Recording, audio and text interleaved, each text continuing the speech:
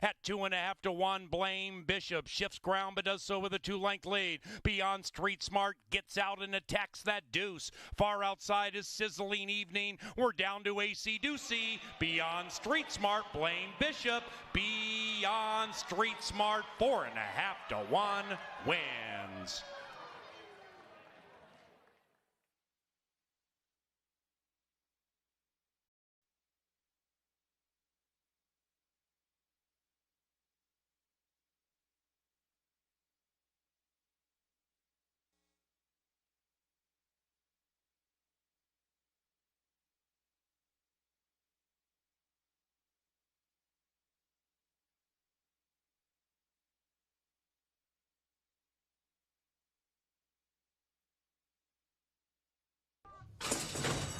And they're racing.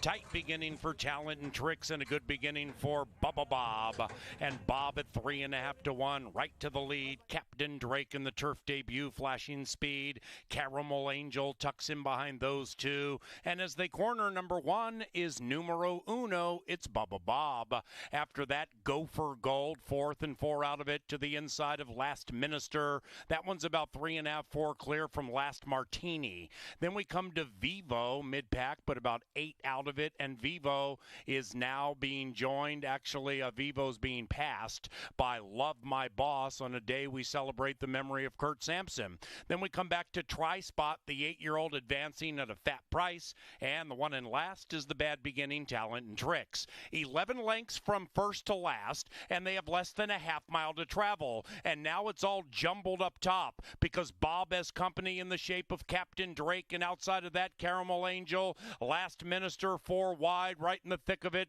3.5 clear from Gopher Gold, who's on the move. Gopher Gold beginning to charge in, 5 out of it and going wide. Then we come to Last Martini as the rain begins to fall in Shakopee. The question is, who reigns over race 6? Up goes Caramel Angel battling with Bob, and now Gopher Gold Skyuma. Gopher Gold surges to command and runs away and hides. It is Gopher Gold and Roymas Chirinos to win it sweetly, 7-12-3.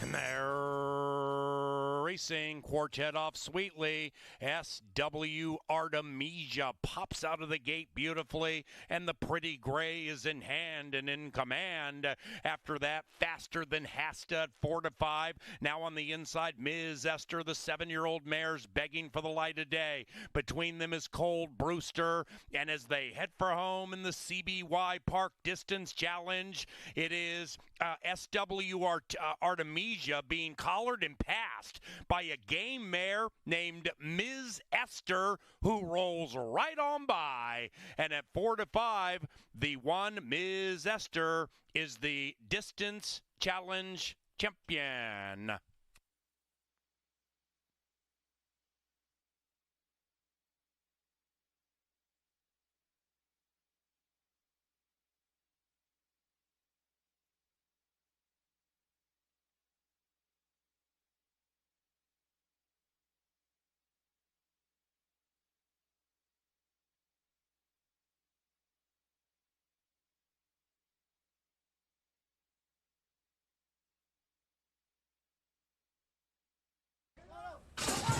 And they're racing for 71 large, and the Babe came out fast. Relentless Babe. Likewise for Relentless Courage to the inside. Relentless Dream is right there. What a relentless race. Then we come to the Redeemer surging on the outside. It's Relentless Courage in a minor upset.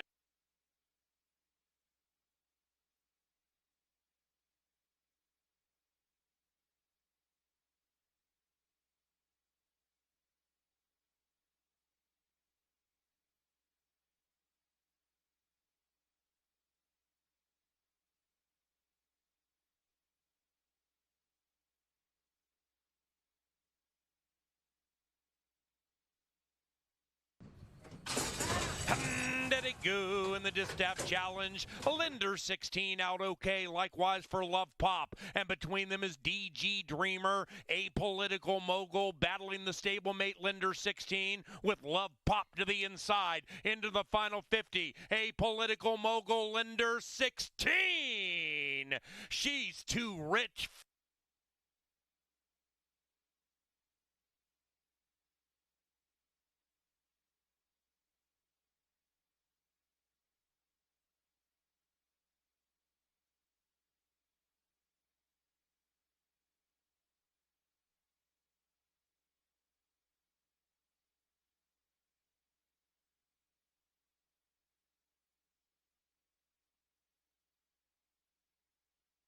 Championship Challenge. And they're racing. And there's Danger right out of the gate, zigging and zagging over the wet going, but Danger's very fast. Inside of that, he's a blues man. Juice is loose, trying to get loose and pull an upset. Then it's Cowboy Jim, but they're no match for this Danger.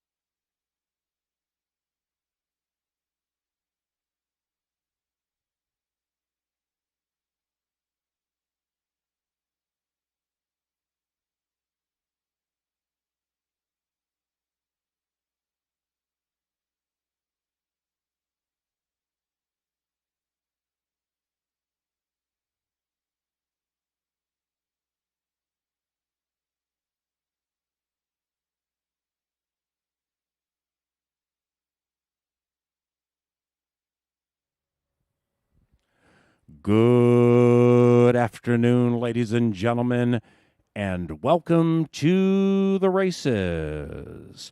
Racing at Canterbury Park. Cloudy skies, main track good.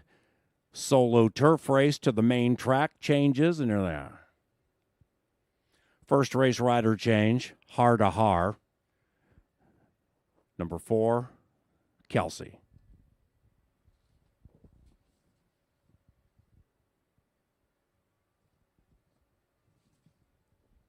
Races 2 through 4, clear O change. Then we get to the 5th race. And scratch numbers 1, Berden, and 3, No Mo Hooch. Number 7, Weekend Ride is a gelding, mouse checked. Race 5, scratch numbers 1 and 3, 7 is a gelding. Race 6, off the turf, distance okay. Scratch 1, 3, and 6. Haven's Joy, Bruce's Girl, KB's Mint, out. Race off turf, distance fine. No soup. In today's 7th race, scratch number 5, She's Exalted. Race 7, scratch 5, She's Exalted. In the 8th race, number 5, Relentless Anvil is ridden by Bonifacio Quiros. Number 5, ridden by Bonifacio Quiros. Race number 9, the 3, is ridden by Bonifacio Quiros. And number 8, 1, Wicked Brew, is picked up by LAV. Luis Valenzuela rides the 8 in race 9.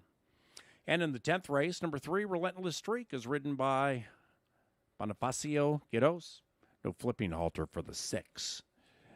20 minutes from now, race number 1. Welcome to Canterbury.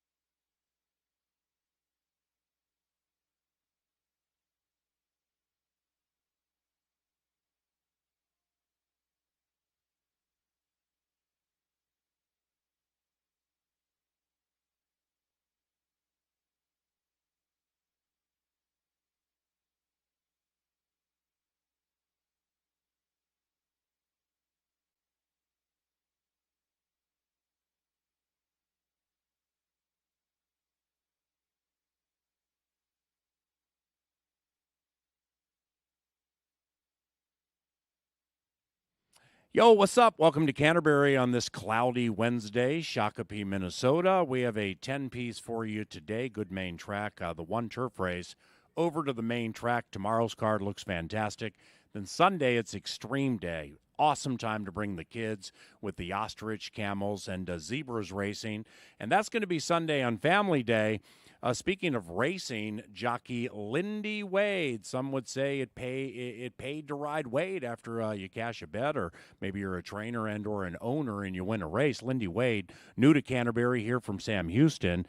He had 7 wins last week, and when he won Sunday with a 2-drink minimum and got off to a good start this week, in very sneaky fashion, Lindy is second in the rider standings, and he's closing in on Q. And this has been a common thread all season with yours truly, Brian Aragoni, and Angela Herman in the winner's circle. The depth of the Canterbury Park jockeys colony is really, really good. Starting to sort some things out now. Dean Butler starting to pick up with some things, and the turf riding starting to even itself out. But Lindy Wade has been a wonderful addition to the Canterbury Jockeys Room and our Covenant. And Brian Aragoni, it's always great when you have somebody, you want to make a big win bet, like my guy Steve Yule over here, trying to eat some Arctic char, which costs like $70. When you can make a big win bet and you get a good ride because the rider is good, that lends confidence. Lindy's like that. We got a bunch of them here, man, and good afternoon. Well, good afternoon to you, Mr. Allen, and good afternoon to all the fans joining us on a unseasonably chilly Wednesday here at Canterbury Park. Temperature just about 65 degrees. We are off the turf, but Paul touched on it. Our jocks room very deep from top to bottom, consistently getting a fair ride, whether you're on a 30-1 long shot or on a chalk. And Lindy Wade has done an excellent job in his first year here at Canterbury Park. We haven't seen very many riders come in their first season and have the success that Lindy Wade has. Maybe Jareth Loveberry did come in and got incredibly good mounts and won a lot of races in his first year. Last year, Alonzo Quinones in his first year had a lot of success as well. And this year, he's been our leading rider. However, Rye Echoberry and Lindy Wade are trying to chase him down. Rye had 6 wins. Then Lindy Wade fired back with a 7-win week. But from top to bottom, our jockey colony is as deep as it's been in many years, and we've gotten a lot of serviceable rides here at Canterbury. There's been very few times that I've seen a ride that I would consider not to be a highlight reel ride or where you just thought you deserved a better finish. Oftentimes, that is a testament to the riders in that room, and we've got an excellent card here at Canterbury Park today. We are off the turf, but that's okay because we only had one race scheduled to be on the turf, and I thought the race stayed together pretty nicely. A Field of 5 does kick us off in race number 1. We had some big payouts along the way yesterday. Our pick 5 continues to pay well. Returned over $4,000 yesterday for a pick 5 sequence and had some favorites along the way as well. We do have a pick 6 carryover, which will begin later on in the card, but we kick it off with a Field of 5 set to go 6 furlongs in here, and a very nice Field of 5 at that. Some stakes quality competition in here. Short on numbers, but long on talent as the horses are heading to the saddling enclosure. We'll take you through it coming up shortly.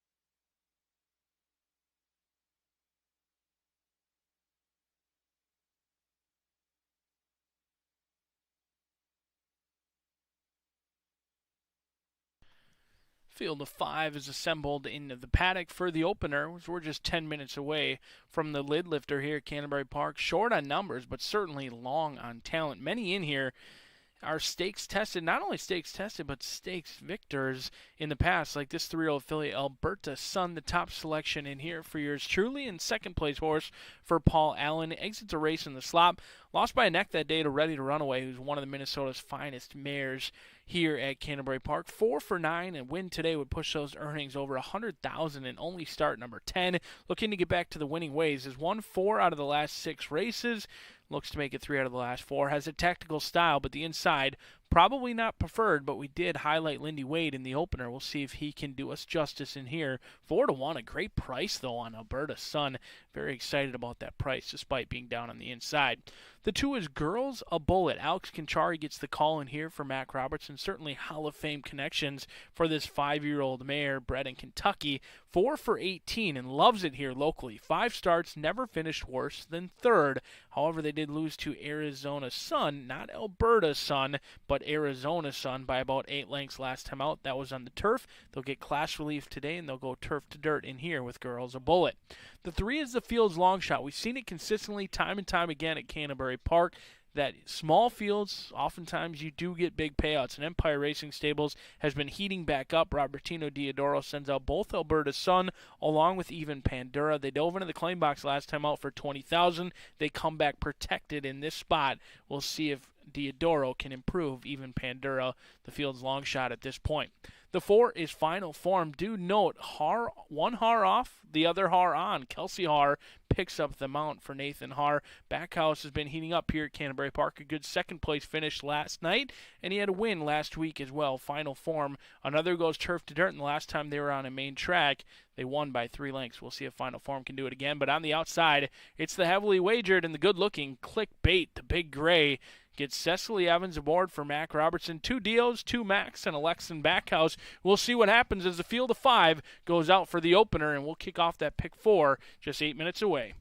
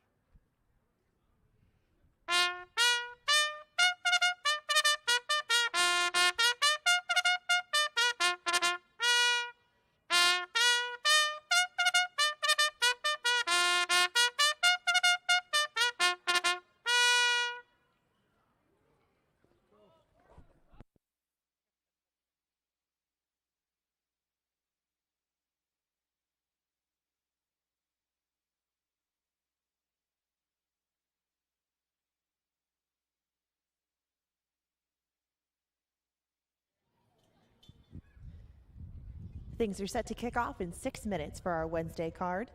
Thank you, everybody, for coming and joining us on this Wednesday, the 7th. We have 5 horses in the first race. Your 2 to 5 favorite is Clickbait to kick things off. The first offers win, play, show, exactas, tries, doubles, pick 3s, and the early 50-cent pick 4 on its wagering menu. We do have 10 today. The dirt is good right now. We are off the turf. Just 1 was scheduled to be on there, though. We've got 7 thoroughbred races, 3 quarter horses to close us out today. The pick fours begin here in the first and in race number 4. Brian Aragoni is going to take you through a ticket that he's put together for the first one. I'll join you for the fourth and go through that sequence. We have carryover in the pick 6 that begins in race number 2. That's a 10% takeout pick 6. $1,724 in that carryover for the dollar pick 6. Brian Aragoni will join you again with hopefully a winning ticket in race 3 for the beginning of the 50-cent pick 5. No carryover in that one. That'll take us through the final 5 thoroughbred races of the day. I want to remind you that every Wednesday in the month of July, Goose Island Summer Shandy will be on special for $5 if you want to give it a try. That's our craft beer for the month. You can get it for just $5. It's got a little summery, fruity flavor to it. Give it a try. That's Goose Island Summer Shandy. And if Clickbait wins this race, if beer's not your thing, you can have 2-for-1 Grey Duck cocktails for the rest of the day. That's Clickbait, your current 2 to 5 favorite. She's the first Gray of the day. We're now 5 minutes away from race number 1. We'll have a special ceremony coming up in the winner's circle after this first race for Groom of the Week. But before we get to it, let's talk to BA about the early pick 4 and see what he thinks.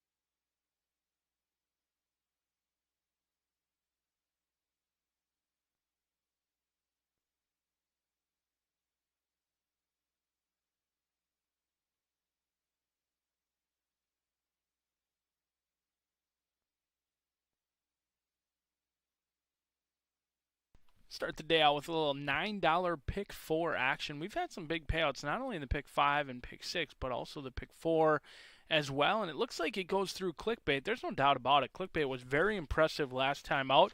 Now drawn favorably, dominated the Lady Slipper, turned a field of 6 into a field of 1 rather quickly that day and never looked like a loser. And Clickbait is 5 for 6 here at Canterbury Park, but I think Alberta's Sun is trending in the right direction. Another horse who loves to win. Lightly raced, only making start number 10 today, but already looking for win number 5. Does draw the rail, but they get the red-hot Lindy Wade. And Final Form is a horse who's been in good form consistently. Turf to dirt, Lux and Backhouse has certainly been heating up. He had a second-place finisher yesterday with Try Spot at 53 to 1. We'll see if they can do it again in here. 7 to 1 on Final Form. 1, 4, and 5 in race number 1. Race number 2, I don't know. Gun War, Determined to Rose. You either use those two or you hit the all button. There is less than zero confidence in my handicapping with race number 2. You've got State Bred Maidens. Not a lot of them showing much consistency in race number 2, so I certainly did take the two that will likely be most heavily backed at the windows. However, the confidence is 0 or below that. 4 and 5 in race number 2. As we go on to race number 3, 2, 3, and 6 in here, we're going to take a stand against a vulnerable favorite in Excursion for Albertino Diodoro, drawn on the inside. Has speed, but hasn't necessarily shown that sprint speed, and now they're stuck down on the rail. Not sure what to make of that with Excursion, so we're going to try and beat that one with 2, 3, and 6 in race number 3. And then in race number 4, we'll go 5.5 furlongs in here. The question marks are there with Henry O'Henry, but one thing I do know, Class Relief should be able to carry this speed a little bit further today with Henry O'Henry, who gets a massive class drop. Was faster than the Alligator Boss and Warrior Boss, or the Alligator Hunter and Warrior Boss, two horses I fancy quite a bit last time out. Gets the class relief needed. Henry O'Henry to play Catch Me If They Can. It's a $9 play. Play it for $1, play it for $2, play it for however much you want, $9. But hopefully we can get through to that single in race number 4, as we've got some excellent racing coming up here at Canterbury Park. A day with 10 races scheduled kicks off just a few minutes away.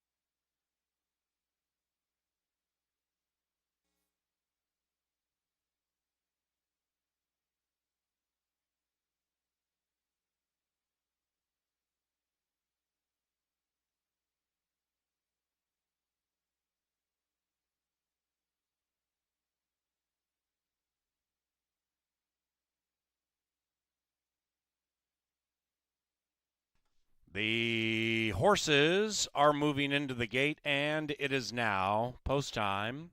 Post time for the first Wednesday at Canterbury Park. Clickbait, 2-5 and favored with a big show bet. Even Pandora moves in. And final form.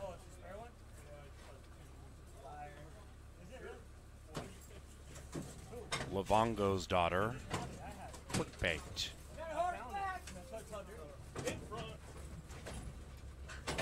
Good luck.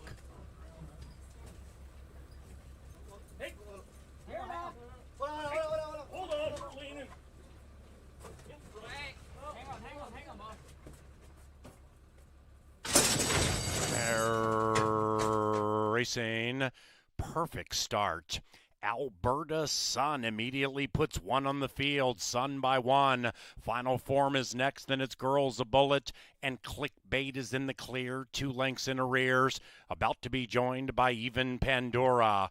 1, 2, 4, 5, 3 with a half mile to go, and they're covered by 3 lengths, and they're chasing Lindy Wade and Alberta Sun. Girls a Bullet putting pressure on Alberta Sun. Clickbait 4 wide is joining the fray, and they have 3/8 to go. After that is Final Form, shoved on by Miss Har, as Alberta Sun continues to lead and leads it by a half. Even Pandora's last, now 6 out of it. And as they hit the top of the stretch and head for home, Alberta Sun, Girls a Bullet, Clickbait all shaken up hard behind them is Final Form. Clickbait, the gray, takes the lead on a gray day and attempts to run away. Alberta Sun fights back beautifully on the inside, and these bookenders battle it out. Alberta Sun, Clickbait. Alberta Sun came right back and got the money.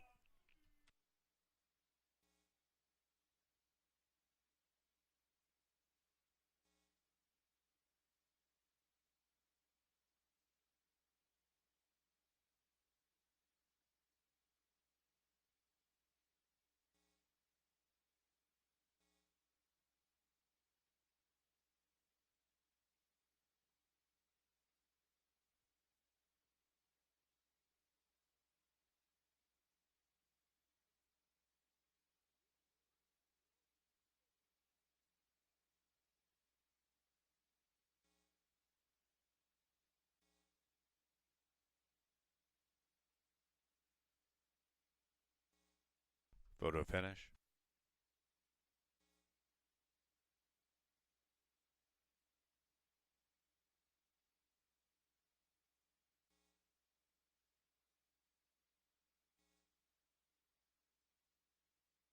The numbers 1, 5, 4, 3. Alberta Sun, Resurgent.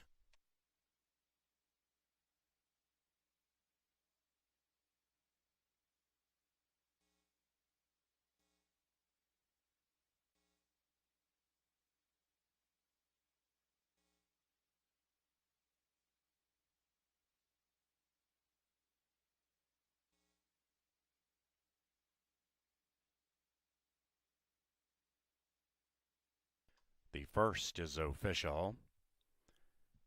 Bookenders exacta $6.60, trifecta $10.40.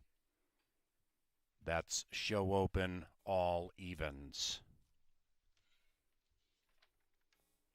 Second race, main track good. Pick 6 wagering for $1, 10% rake, nation low. Carryover in the pick 6, a shade over $1,000. Racing at Canterbury is courtesy of Appalado's Atomic Data, College City Beverage, Continental Diamond, Grey Duck Vodka.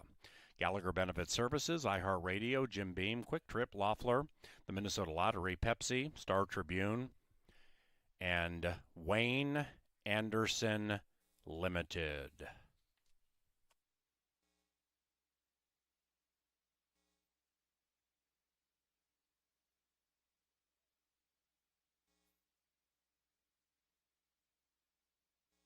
Into the winner's enclosure, Alberta Sun and Lindy Wade.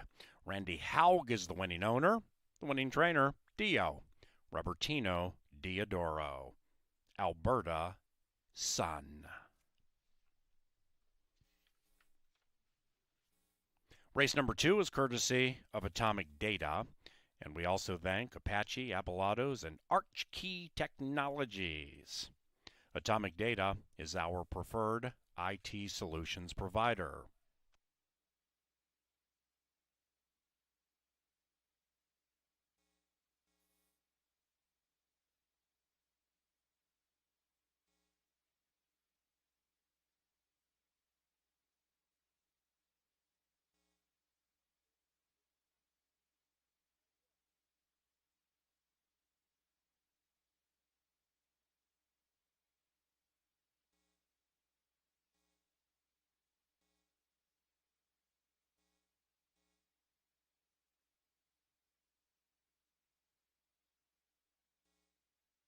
Ladies and gentlemen, directing your attention to the Canterbury Park Winter Circle or TV monitors, it's time for our Groom of the Week. And for that, we head down to said circle, and Miss Angela Herman is here to guide us through it. What's going on, Ange? I am down here with the Groom of the Week. It's Ramon Villalobos. It's sometimes said that a trainer is only as good as the help that he or she employs. The groom is an essential member of every trainer's team, caring for the horses 7 days a week. Grooms are the unsung heroes of horse racing. The executive director of the Minnesota HBPA, Mike Cronin, is down here in the winner's circle to recognize the Groom of the Week, Ramon Villalobos. Congratulations to the Groom of the Week, Ramon Villalobos. He works for Dick Capalucci. This is his first season at Canterbury Park. Ramon got his start in California working for Richard Mandela. He eventually moved to New Mexico and worked there for several years. In 2017, he was the groom for Conquest Mo Money, who ran both the Arkansas Derby and the Preakness. Ramon has worked for Capalucci for about 3 years and is an important member of the stable. He takes great pride in his work and enjoys the success of the horses under his care. You'll often find him in the paddock with the horses wearing a tie. Not the usual attire for a groom, but something that we have all come to recognize at Canterbury Park as a special point of pride for the Capalucci stable. Congratulations, Ramon Villalobos, for being named the Minnesota HBPA Groom of the Week. Thank you.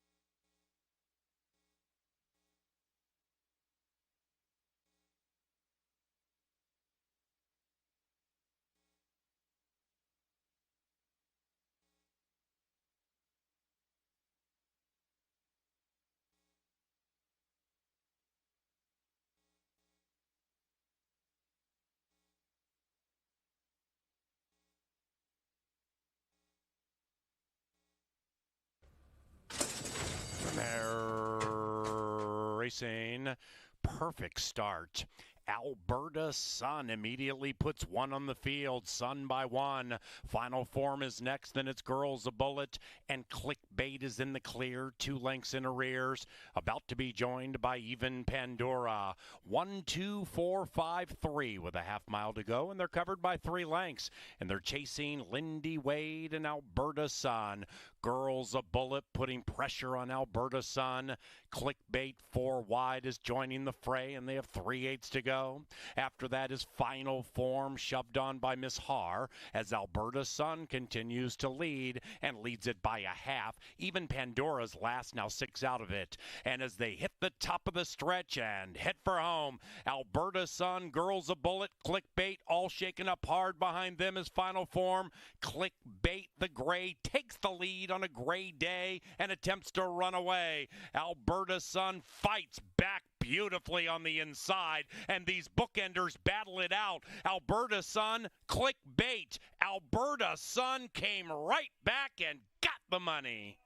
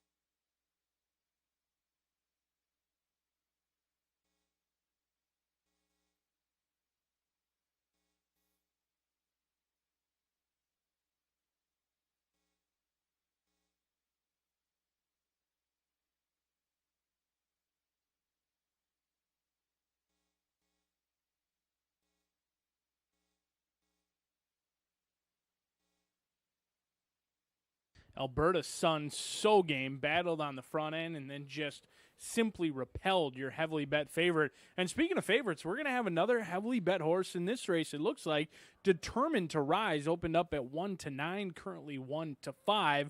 But on your screen, it's 'Cause I'm Chocolate. Rye Echoberry and Joel Burnt in here for Windinwood Farms. 0 for 5 has yet to hit the board, but did show a little bit of improvement last time out. They showed speed. That was going a mile. They'll cut back to one turn today with 6 furlongs in mind with 'Cause I'm Chocolate. We'll see if that route speed can translate to sprint speed today. But this one, they thought highly of the Connections thought highly of this one in the past. Entered in 2 stakes races last year as a 2-year-old. We'll see if 'Cause I'm Chocolate can show the talent they believe this one once had. The 2 is Stay My Favorite. They've tried a little bit of everything with Stay My Favorite. Will Rogers Downs, going long on the turf, going long on the dirt. Here, now they'll try sprinting at Canterbury Park. Another one who showed speed, made a mid-race move, went off at 4-1 that day. Currently on the board at a big price right now. A little bit surprised with Stay My Favorite being double-digit odds. We'll see if it can continue. The 3 is Tap It Sam. Which Tap It Sam are we going to get? The one that ran decent in the debut on May 20th in the mud against similar competition, a good third-place finish, and beat 5 horses home, or the one that ran a really not great race last time out. The blinkers come off. Maybe that makes the difference. Tap It Sam by Tapiture. Still lightly raced. In a race like this, lightly raced is always a good sign. The 4 is Gun War. This one has consistently brought a knife to a gunfight with Gun War, but they have had a ton of trouble in those turf races. Tanner Tracy and Alex Conchari looking to team up. These guys haven't teamed up very often. We'll see if they can make it a winning one in here. Turf to Dirt in play and Class Relief coming for Gun War, 7-1. Certainly a value player because there is absolutely no value on the top selection and Determined to Rise. Very surprised this one sitting on the board at 1-5 has been the beaten favorite the last time out. And the bettors are back for more after being beat by 5 lengths at 3-5. Come on in and get 1-5 right now. It is the top selection, but there's not much value on Determined to Rise in the 6 rounds out the field. Emmett Cat, if experience means anything, Emmett Cat's got experience. 0 for 13, looking for a win in here. This level, they haven't shown much consistency. Anything can happen. We'll see if Determined to Rise can pay the believers in here as we're 10 minutes away from race number 2. And with that kicks off that $1 pick 6, a carryover in the pool as well. So dive into that pick 6 as we're just 10 minutes away. Good luck.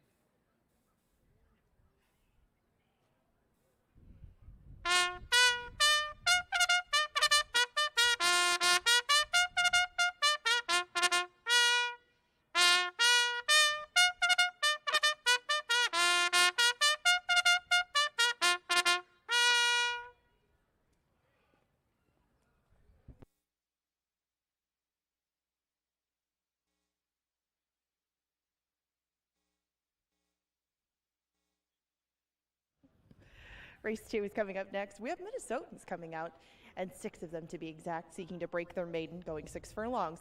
It's the start of that 10% takeout dollar pick 6.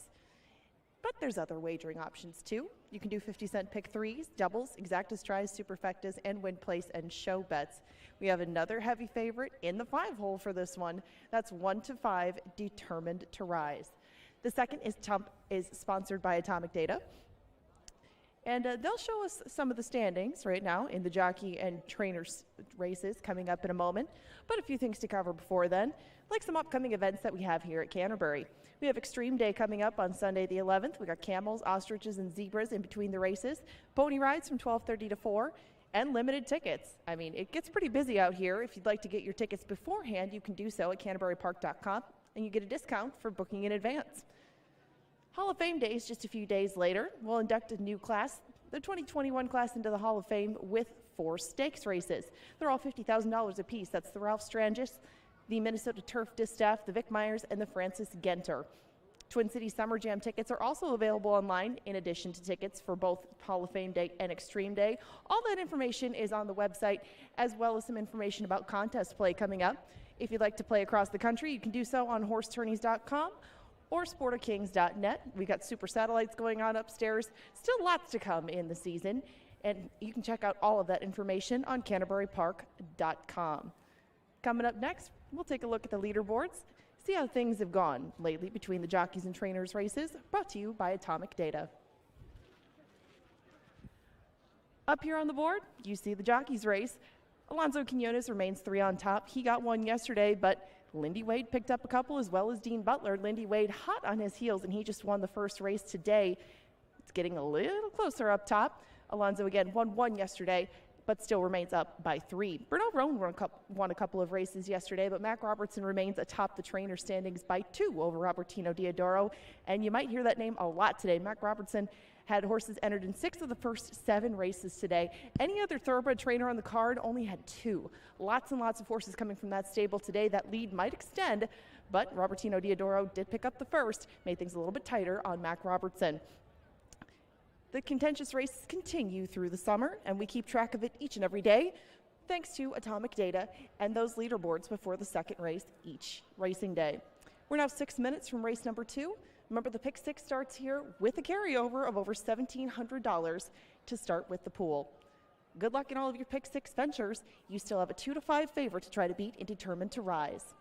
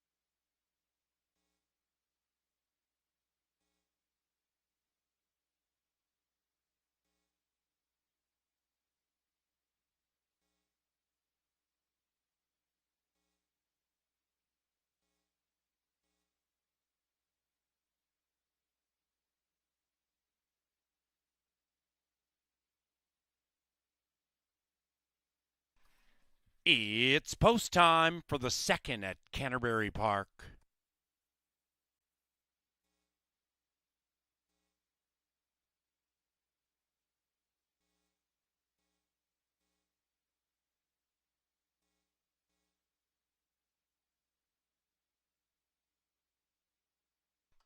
And these maidens move in line now. Minnesota maidens.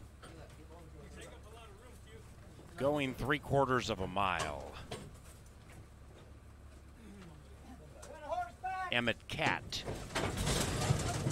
is the last in.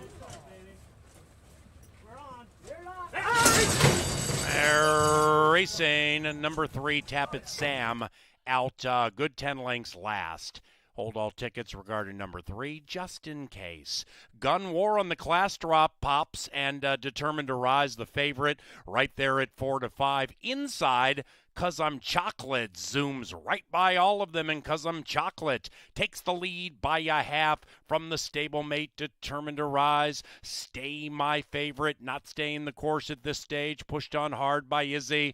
Then it's Emmett Cat, and Tappet Sam is still far out of it off the far turn. And 1 and 5 go 1-2, 'Cause I'm Chocolate, Determined to Rise to the outside. After that is Gun War. Then it's Emmett Cat at a big price. Stay My Favorite, 7 from the front. And Tappet Sam still a good 15 out of it. And Determined to Rise is determined to win. And Determined to Rise puts away the stablemate for trash talking honors around the shed row and runs away. It is Determined to Rise from 'Cause I'm Chocolate. After that, Emmett Cat and Stay My Favorite. Determined to Rise from a resurgent 'Cause I'm Chocolate. Determined to Rise.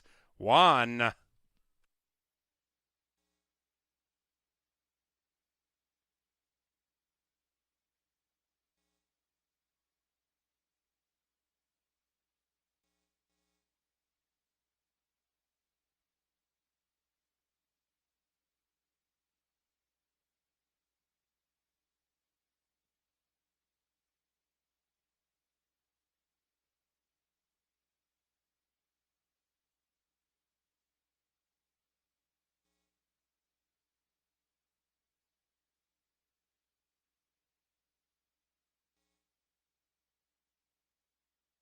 Ladies and gentlemen, hold all tickets specifically involving number 3, Tappet Sam.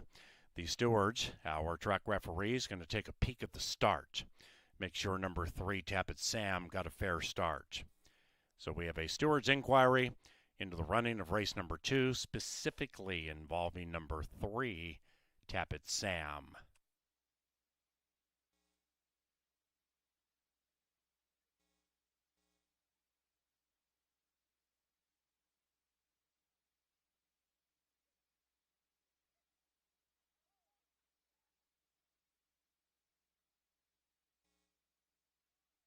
Five, 1, 4, 6, the top 4. Now you take a look at television monitors. The steward's angle or angles being analyzed to make sure Tappet Sam's starting gate opened in unison with the rest of the field, and also the role the assistant starter played to make sure Tappet Sam received a fair start. So now you see Tappet Sam got jumpy right before the gates popped. And the stewards are going to determine whether he indeed had a fair chance to race. Stand by.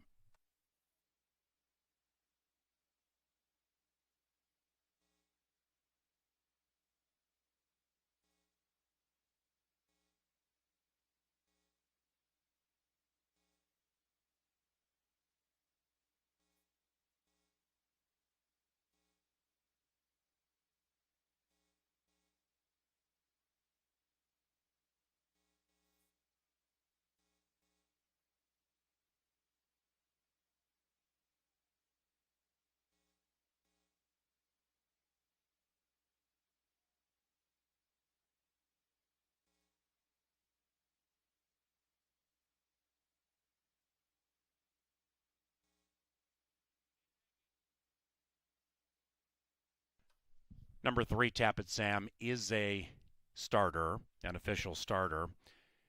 And into the winner's enclosure, 5 Determined to Rise. And the Locks of Quincy Hamilton for Bob Lothenbach and Lothenbach Stables. The winning trainer, Joe Burnt. Determined to Rise is a 3-year-old bay gelding by Broken Vow out of the Stephen Got Even mare, Ambusher. Mr. Lothenbach bred Determined to Rise in Minnesota. Once again, as we saw via the replays, Tappet Sam's gate did open in cohesion with the rest of the field. He got jumpy right before the gate popped. Assistant starter, as you can see now, got out of there the best he could and in no way compromised Tappet Sam and his fair opportunity to race. So Tappet Sam clearly caused all of his own problems, and he indeed is a starter. $11.60 for the exacta trifecta, about $15. For superfecta today, $12 and change, 1-5 double. Got you 10-1 on your money. The third race keeps us on a main track listed as good. We have no scratches or rider changes. And the third race at Canterbury Park is provided by Bud Light Seltzer. We sell them here at Canterbury.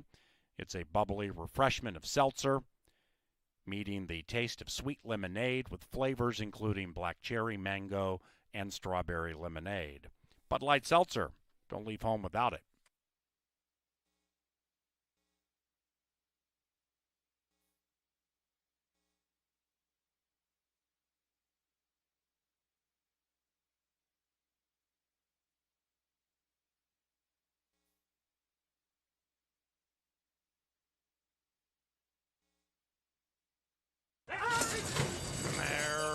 Racing, number 3, Tappet Sam, out good 10 lengths last.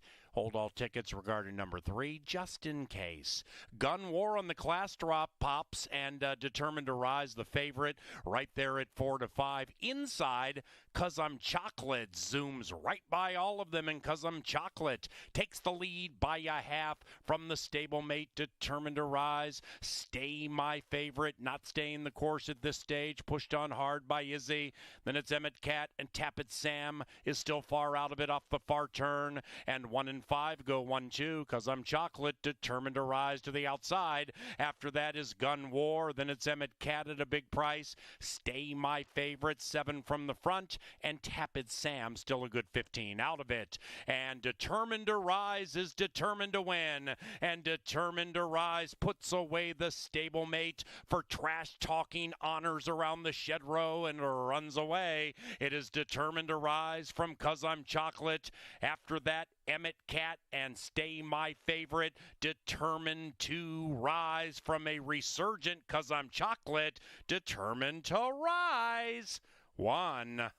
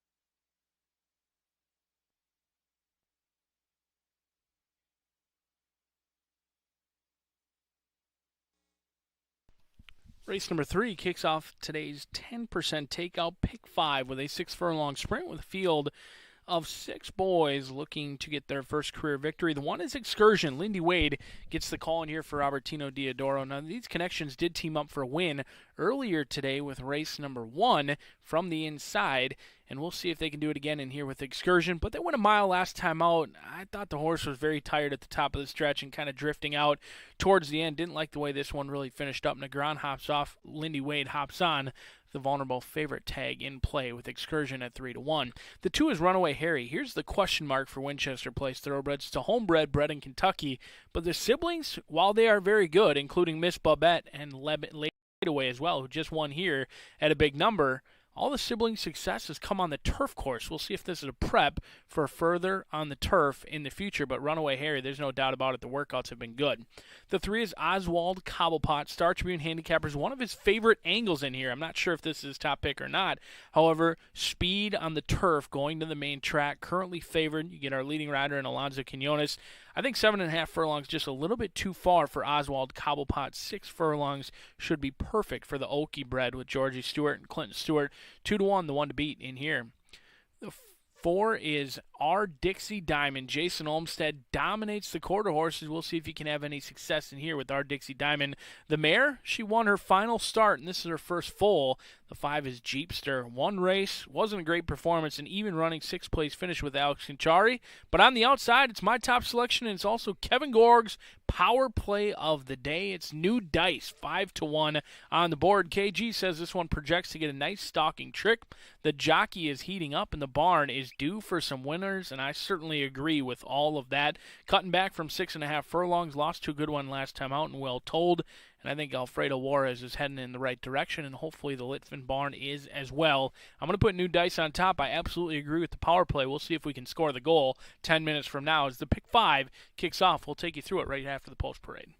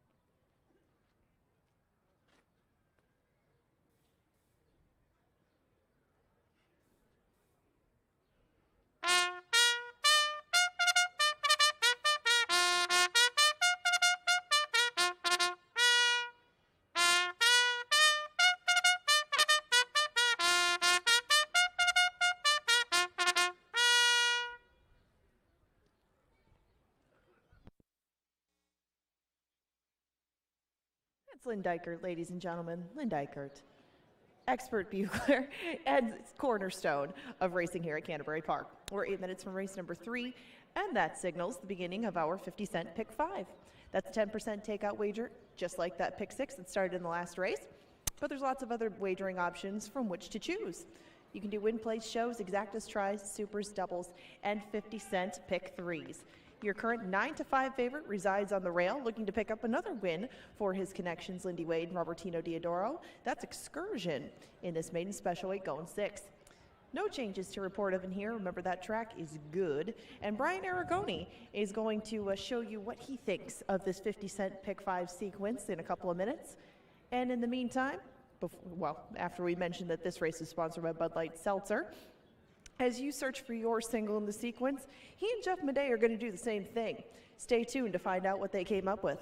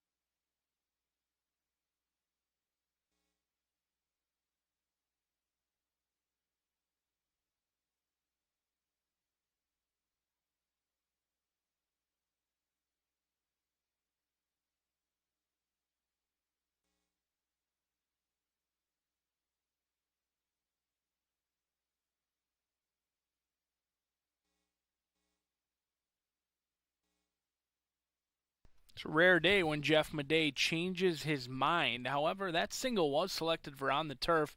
Not nearly as confident off the turf, but still will remain a single in the Maker's Mark 10% takeout pick 5. And it's two single day with a $24 play. It doesn't look like a day that you have to go very deep in order to hopefully hit it. And we'll see if we can do just that. But a day that you shouldn't necessarily need to play a massive or large wager in here to try and calculate some big payouts as well. Excursion is the question mark in here, 3-2 on the board.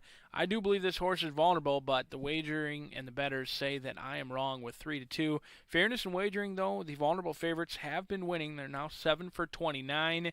They've been hot, so Excursion could be a wager for you at 8-5, but I just didn't love the way this horse finished. I understand it was going further, a mile and 70, 6 furlongs, but was the beaten favorite last time out, and hopefully we can do it again with this pick 5 ticket. 1, 2, 3, and 6. The unknown is Runaway Harry, and New Dice could be going in the right direction for Alfredo Juarez, drawn on the outside at 7-2. 1, 2, 3, and 6. Race number 4. Many people are going to try and single Henry O'Henry on the massive class drop alone.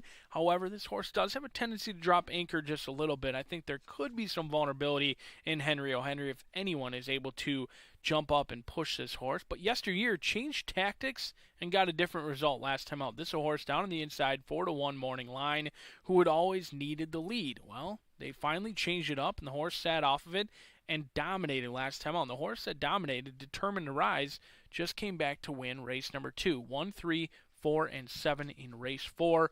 Race 5, a few scratches and a few key ones as well. 1 and 3 come out of race number 5. We're just going to use the 6. Well Pro. This horse was just too good last time out. It was a red flag class drop, however, got the job done, galloped out well, and Carl Broberg, one of the best in the claiming game for Pick 5 stables, comes back at a very similar level. We'll see if Well Pro can do it again back-to-back as we go into race number 6, a race that was scheduled for on the turf. The handicapping was done on the turf. The confidence was there when we were on the turf with Pink Channel, but we're going to walk it back just a little bit on the main track despite the scratches of 1, 3, and 6. Plenty of big scratches in here, but hooray for Cabernet as a horse that I've played in the past, and I won't play again. If this horse wins today, it will be without me. I'm going to try Pink Channel. I do like those breezings from the gate. I like that they're far, 5 and 6 furlongs. The horse can handle the turf or the dirt. Does exit a live race down in January at the fairgrounds where multiple horses came back to win, and plenty of them off his part. A very nice horse at that as well. Pink Channel gets Alex Conchari, a single, back-to-back singles. If we can make it through, we'll be awfully lucky, but in race number 7, we got a great chance of winning in here with the 6 and the 7. Soul and Grace ring around the rosy as well. 5, 6, and 7, it's only $24 play. It's the Maker's Mark. 10% takeout, pick 5. Good luck.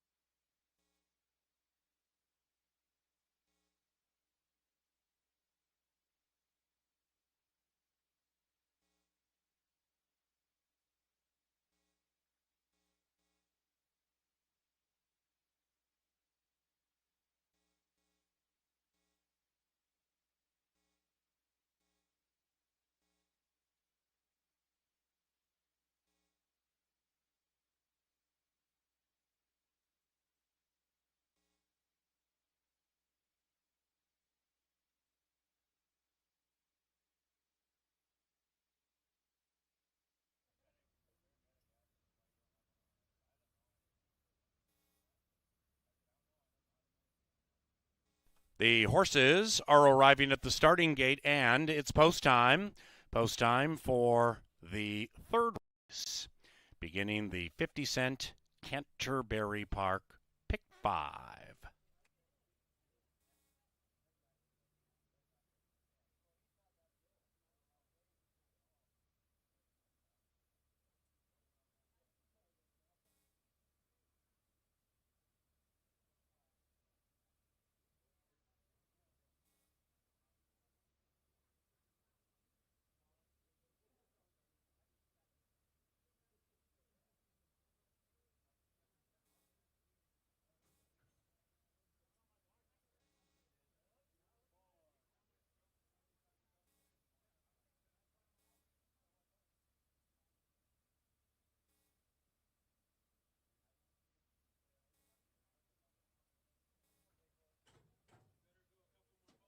In line,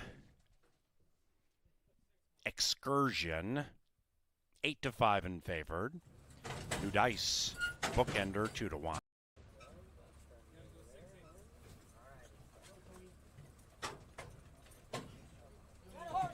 New Dice, last in line.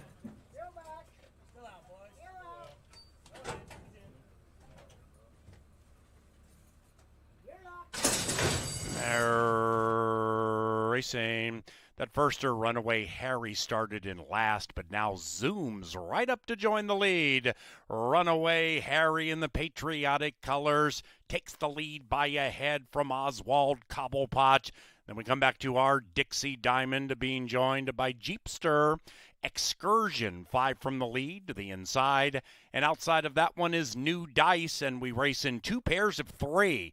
The top trio is led by Runaway Harry, and it's Runaway Harry closest to the rail, bugged and badgered by Oswald Cobblepot. Excursion, full of run just off the heels of the firster, Runaway Harry, and pinned to the inside by Jeepster. Behind them is New Dice, and our Dixie Diamond has lost the flare as they head for the money. They are chasing Harry at 3.5-1. Runaway Harry, Excursion secures the inside, puts the white blinkers in front, and 1 and 2 slug it out. Outside of that, Oswald Cobblepot. Then we come to New Dice, but Excursion is making an excursion to the winner's circle. Excursion at 8-5, powerfully.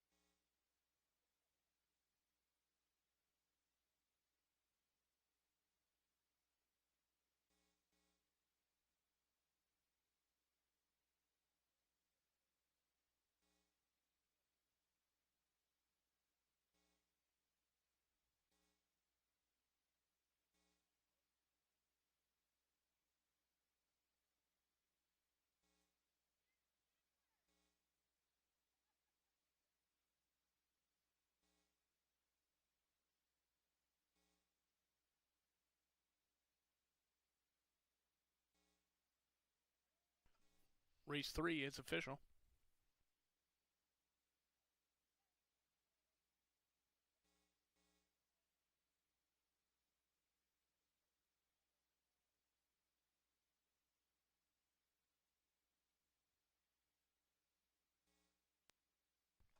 Entering the Mystic Lake Winner's Circle, the Victorious Excursion, a 3-year-old bay gelding by Curlin out of Tis Amazing, bred in Kentucky by Colts Neck Stables, trained by Robertino Diodoro, ridden to victory by Lindy Wade, and owned by Randy Marriott and Stacy Boyer and Jason Rye, the Victorious Excursion. $1 exacta returns 10.10, the 50-cent trifecta 14.80, the 10-cent soup 6.28, the $1 daily double 5.20, the 50-cent pick 3 17.10. Race number 4 coming up 24 minutes from now. No scratches, no changes. Kicks off the late pick 4.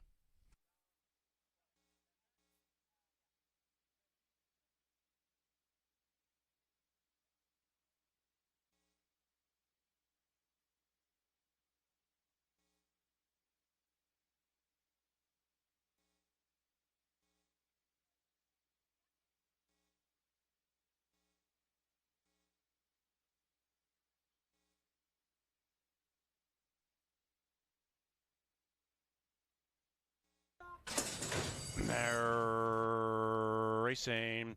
That firster, Runaway Harry, started in last, but now zooms right up to join the lead. Runaway Harry in the patriotic colors takes the lead by a head from Oswald Cobblepot. Then we come back to our Dixie Diamond, being joined by Jeepster. Excursion, 5 from the lead to the inside. And outside of that one is New Dice, and we race in 2 pairs of 3. The top trio is led by Runaway Harry, and it's Runaway Harry closest to the rail, bugged and badgered by Oswald Cobblepot. Excursion, full of run, just off the heels of the firster, Runaway Harry, and pinned to the inside by Jeepster. Behind them is New Dice, and our Dixie Diamond has lost the flare as they head for the money. They are chasing Harry at 3.5 to 1. Runaway Harry, Excursion secures the inside, puts the white blinkers in front, and 1 and 2 slug it out. Outside of that, Oswald Cobblepot. Then we come to New Dice, but Excursion is making an excursion to the winner's circle. Excursion at 8 to 5, powerfully.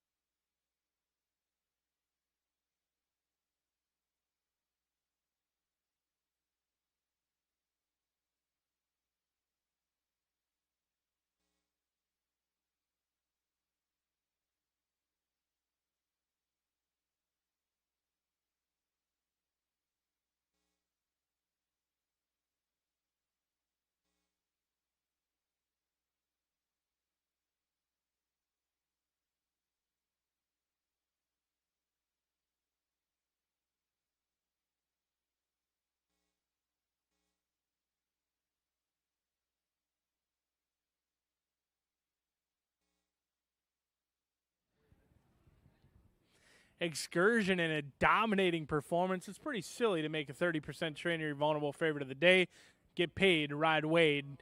Stuck on the inside, but it didn't matter because Excursion was much the best in there. On the cutback, we'll go out for the late pick 4 in here. Race number 4 on the main track. Down on the inside, they changed the tactics last time, and it resulted in a different result as well. Yesteryear, it always wanted to be on the lead, and now all of a sudden they took back and won like a good thing, and they were flattered when Determined to Rise came back with the maiden breaking score last time out. We'll see what they opt to do down on the inside with Yesteryear. Well, my guess is they go back to a stalking trip down on the rail. Never an easy spot, but we'll see if Luis Valenzuela can make it 2 in a row going up in class for Yesteryear. 6-1 on the board. The 2 is Barracuda Heart. Negron gets the call in here for Troy Bethke. This one beaten by 18 lengths last time out. Finished very slowly. We'll see if this one can show any improvement today with Barracuda Heart. The 3 is Derby's Moneymaker. Rye Eckleberry gets the call for Chris Richard. Was entered to run yesterday. They scratch out of that spot to come in here. They'll make the equipment change on blinkers off. But with Derby's Moneymaker, 1 for 33, that lone win did come here at Canterbury Park, though. On the board right now, currently favored 2-1 on Derby's Moneymaker. The 4 is Everon Cowboy, 7-1 on the board. Kelsey Haar gets the call in here. Second start off of a long layoff. This one went out June 15th, and it was the first time since September of 2019. Actually showed speed, tired late, but had excuses to do so. They were off for over 700 days. Everon Cowboy could improve in a big way today, 7-1 on the board. The 5 is Otsego. Lindy Wade trying to get 2 in a row. He won for Diodoro. Now he looks for a win in here with Mike Beeler. Another comes in off of a brief freshening. This one hasn't been seen since April 28th at Will Rogers Downs. Change of trainers, change of scenery, could be a change in result for Otsego with Lindy Wade getting aboard. Double-digit odds on Otsego. The 6 is Runaway Flash. Aurora and Lynn Rarick trying to team up for a winner in here. Another who hasn't been seen since last year, coming in off of a long layoff. This one ran on closing weekend, and it was a good 4th place finish. However, Runaway Flash, the layoff, is the only question mark in here. You also have a trainer change as well from Larry Donlin to Lynn Rarick. We'll see if they can win 11-1 on the board, but I'm going to try your outside runner. It looks like many people fancy this one as well. Henry O'Henry for Bates Thoroughbreds. Alex Conchari gets the call in here, and Henry O'Henry is awfully quick. However, also oftentimes quick to drop the anchor as well. Pop and stop in play, but does get class relief, showing good energy down here. If there's a beauty pageant in the walking ring, it absolutely goes through. Henry O'Henry, the 4-year-old gelding by Latin Heats, bred to be fast. We'll see if the endurance follows through today. 10 minutes away from race number 4, the beautiful Miss Angela Herman takes you through her pick 4 ticket next.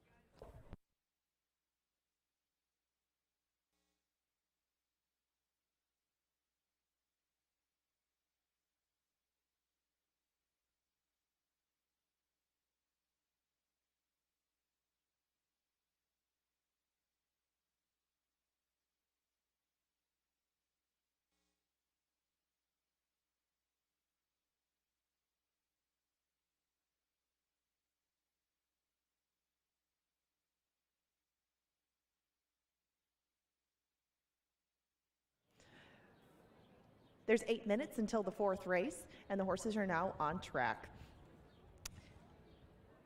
They'll go 5.5 furlongs in our 4th race today. No scratches, no jockey changes in here. Your 6-5 favorite is on the outside. That is Henry O. Henry, currently at 6-5. If you don't want to bet that 50-cent pick 4, you can do 50-cent pick 3s as well. You can do doubles, exactas, tri-supers, or win place and show wagers. You now have 7 minutes to do so. And the 4th race is brought to you by Jim Beam. We'll talk about this pick 4 sequence in just a minute. And we have a very special interview coming up as we head into race number 4 in 7 minutes.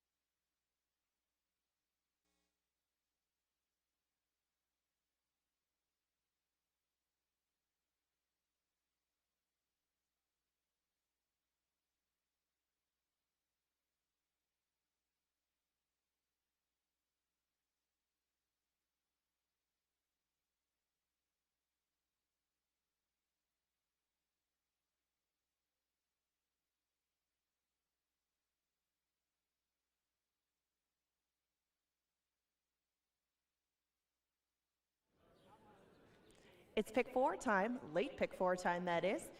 And one Brian Aragoni is alive in his pick 5 ticket. It's a tough act to follow because we have very different structures to our tickets today. I made an inexpensive one, I've got to be honest. With some of the scratches and that one surface change off the turf, I kind of stumbled over that race a little bit, and I ended up singling in there. But Hooray for Cabernet is where I ended up singling there, in addition to the single of Henry O. Henry. They're going to be very popular singles, but I tried to beat a favorite in between there that I thought was a little bit more vulnerable than those two. So let's take a look at the ticket. I did start with Henry O. Henry. He looks like the speed in here on the drop. He has some distance limitations, it would appear, at this point of his career, but he is very, very quick. Last year, this horse could go about 5 furlongs when he broke his maiden, and when he stepped up to the same sort of competition going with allowance foes, optional claimers, he just couldn't last the whole distance of 5.5 or 5. I mean, this is about as good as it's going to get for him. He drops into this spot, and he looks like a very good fit from a post position spot, too. If anyone tries to go with him, he can keep the pressure on from the outside post. I was a little bit worried about one Runaway Flash or Derby's Moneymaker coming from off the pace, should somebody try to go with him, but Henry O. Henry, the one to beat on the drop for me. Moving on to race number 5, I spread out with a lot of horses. I ended up with 30-minute mass on top as he does drop or cut back from a mile. This horse actually passed last time. It hadn't been a quality that he had possessed previously, but he did all right in that mile race. Now they move him back to a sprint. They'll go 6 furlongs in there, but I used some other options, including Kevin Danger's Sioux Valley. That's a long shot I threw into there. We have Poverty Flats, and we also have a new claim for the Broberg barn in there in Well Pro. All 4 of those stand to upset the likely favorite in there with different tactics. I mean, that could just be a wide open race. There's not a consistent style with a lot of the horses in there, so I'm hoping that 30-minute mass can find some of those closing legs that he showed last time and maybe come from off the pace if things get hot and heavy up front. I did go with Hooray for Cabernet on top.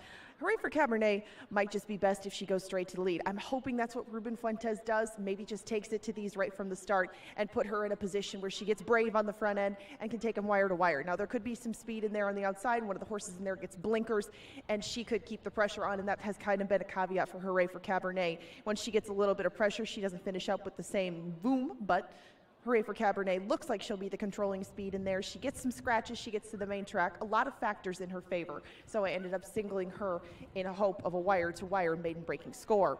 We move on to race number 7. More maidens. These ones are Minnesota breds, and this is the final thoroughbred race of the card. I used a few in here. I tried to beat the favorite with Rose Hill Road, at least as far as selections go, but this is another one. There's not a lot of established form in here, nor established styles. So Rose Hill Road is where I'll end up on top. but I used Tikatoy, I used Honor's Honor first time around. There's just a lot of different ways this could go from a pace perspective, so I opted to spread out in here. It is not the most expensive ticket in the world, just $8, but it all hinges on Henry O. Henry in the first leg of it. We'll see if he can use that speed on the drop and take this race 4 field all the way with 3 minutes to post.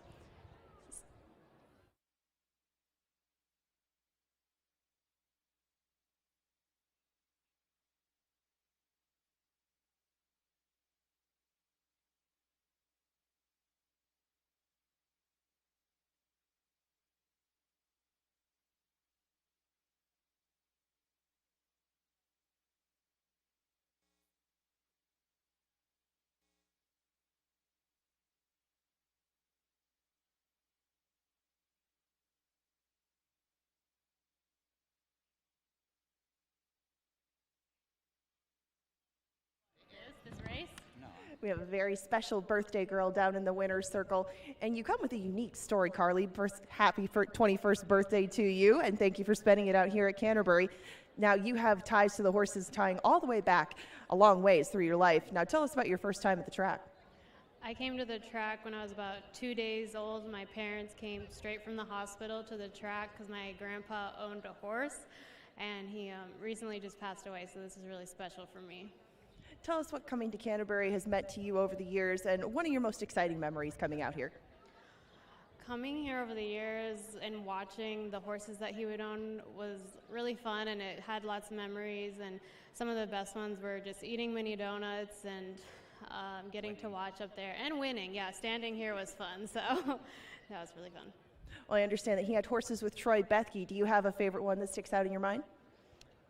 Winter Trick, because I think that one won the most. But actually, I think that was my grandma's horse, so. But I think one of the other ones was Strawberry Kid, because I like that name, so. Well, very happy birthday to you. Thank you so much for spending years and years of your life with us. We hope that the 21st is the best yet. And enjoy the celebration down here by the Winner's Circle. Okay, thank you very much. All right, wish her a happy birthday if you see her. And thank you again for spending so much time and investing so much of you and your family's lives with us. We appreciate it. Thank you.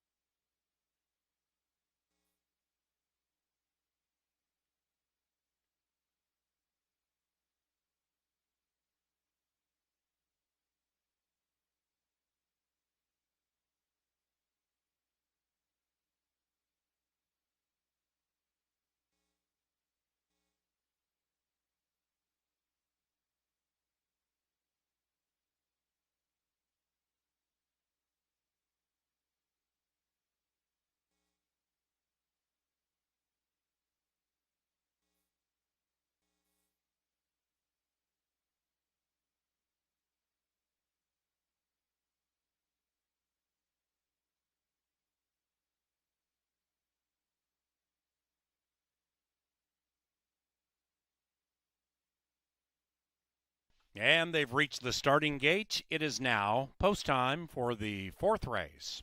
Henry O. Henry, the 4-5 favorite. Barracuda Heart moves in. Runaway Flash, 2021 debut for that 6. Derby's Moneymaker.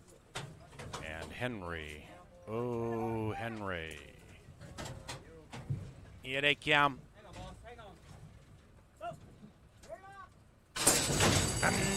did you. Henry O. Henry out of the gate very fast. Meanwhile, Everon Cowboy pinched back to last. The class dropping Henry O. Henry with Shakopee. Alexander Conchari puts 2 on the field with a half mile to go.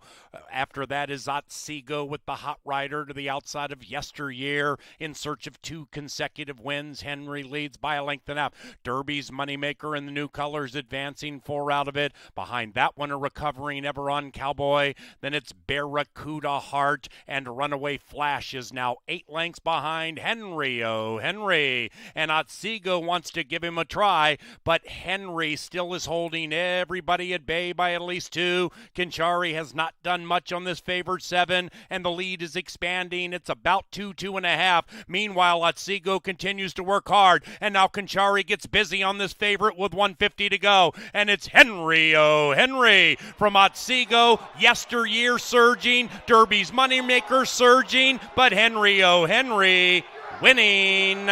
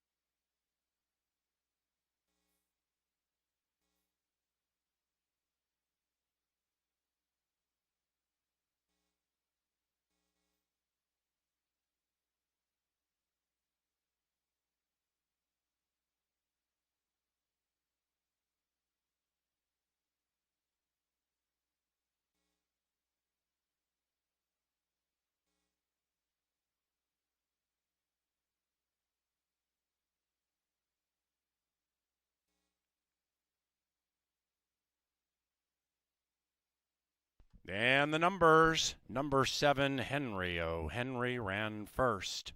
7-1-3-5. Couple of claims in race number 4. The victorious Henry O. Henry was claimed by Benny Woolley Jr. for owner Mitchell Cathy. 7,500 the tag. And the third place finisher, Derby's Moneymaker, claimed by John Fischello, owner-trainer. Couple of claims in race 4, Henry O. Henry, Woolley Jr., Cathy, and Derby's Moneymaker, Fischello. 105.73, the final time.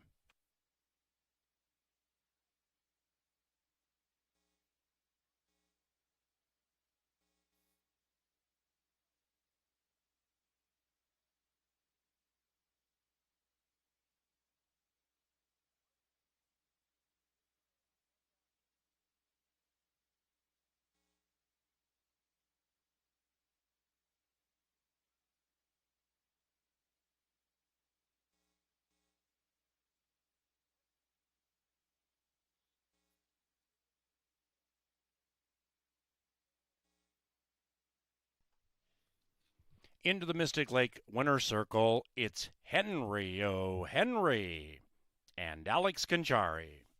The winning owners, Bates Thoroughbreds, and the winning trainer, Beck Robertson. Henry O. Henry is a 4-year-old son of Leighton Heat out of Greta's Fans. Bred in Minnesota by the winning owners, Adam and Patty Bates. Henry O. Henry.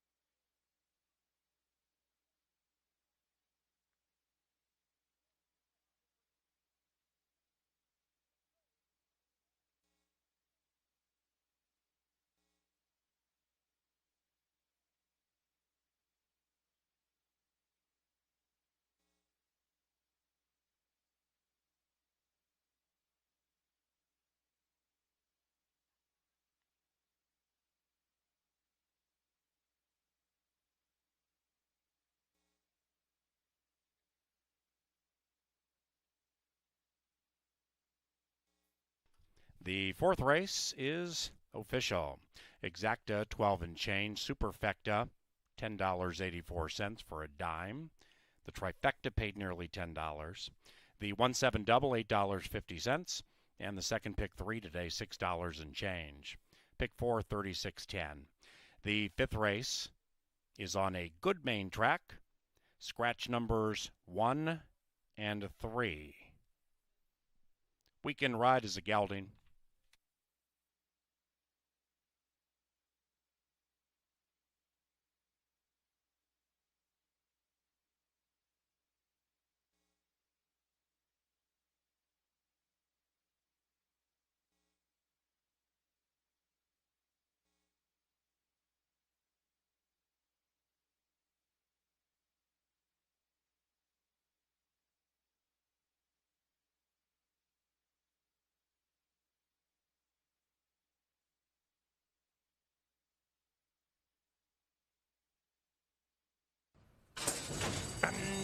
Did you? Henry O. Henry out of the gate very fast. Meanwhile, Everon Cowboy pinched back to last. The class dropping Henry O. Henry with Shakopee. Alexander Conchari puts 2 on the field with a half mile to go.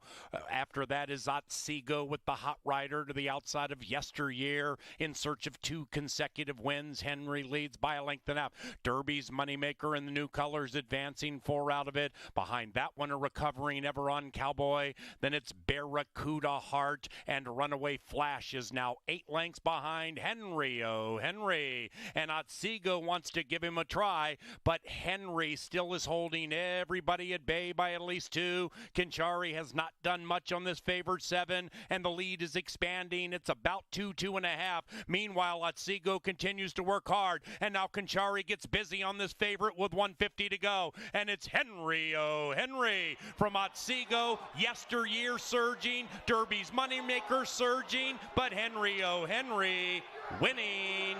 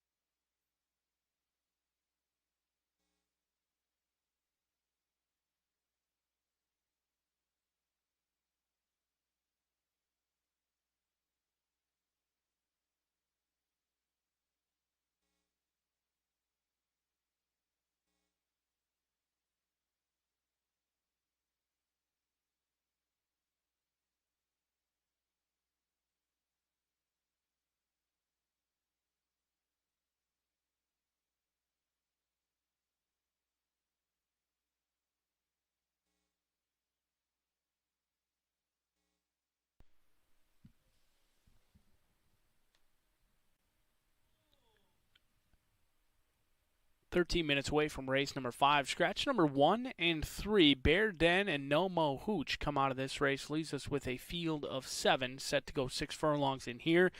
On your screen now is Sioux Valley. Kevin Danger owns and trains this one. Bred by Warren Bush in Minnesota. The 5-year-old by Colonel John is 2 for 14. Lightly raced for Sioux Valley, trying to bring one home for all those fighting Sioux fans. Second start off the layoff. They got a wide trip last time out. Now they're drawn on the inside. We'll see if they can't get a ground-saving trip and make up a big difference. Second start off the layoff, 7-1 on the board. The 4 is 30-minute mass, and why not? This horse cut back and was battling gamely last time out, going a mile, and this horse has been a mile the last 2 times, and both performances were very nice. Now, they were beaten as the favorite back-to-back starts. However, it was a wicked pace duel up front last time out. 22-46, very, very fast fractions. Now they'll cut back. The endurance should be there. We'll see if this 3-year-old by Honor Code can take on older and still have that success. 7-2, a great value player in here with 30-minute mass. The 5 is Poverty Flats. Now, speaking of value, I do think Poverty Flats provides a lot of value. Ran second behind Blaine Bishop. Well, Blaine Bishop came back to run second yesterday here at Canterbury Park, so you know this one exits a live race. A great horse to use underneath, not necessarily on top, though, because they are light in the win category. 2 for 33 and hasn't won in the last 2 years, but you will get double-digit odds on Poverty Flats. But I'm going to try Well Pro, and not just try. This is the best bet of the day, the Hammer Time. Looking to be the hammer and not the nail in here. First start off the claim for Pick 5 Stables with Carl Broberg. I love that they come back right in this similar class level off of a dominating performance last time. They were bet down to 1-2 that day, so they were a deserved favorite, but on a huge class relief last time out. They'll come back in a similar spot. Rye Eckleberry aboard as Well Pro looks like the one to beat, but maybe the one to bet could be a horse like Weekend Ride. 3-1 off of a long layoff. Hasn't been seen since September 9th of last year, and it was in the $107,000 Minnesota Sprint.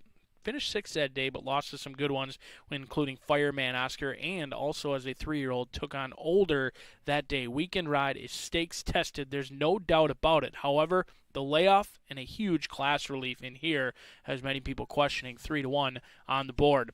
The 8 is Box Candy. Bernal Roan owns and trains this one. Now, this is an open company race. However, there's only 2 horses not from Minnesota. Box Candy is one of those ones. You get the Hall of Fame rider and Dean Butler. And speaking of Minnesotan, Alex Kinchari and Azusa Street, both of them bred right here in Minnesota. Alex looking for back-to-back winners with Mac Robertson, 7-1 on the board. But I'm going to try Well Pro as we're 10 minutes away from race number 5 and the Hammer Time coming up next.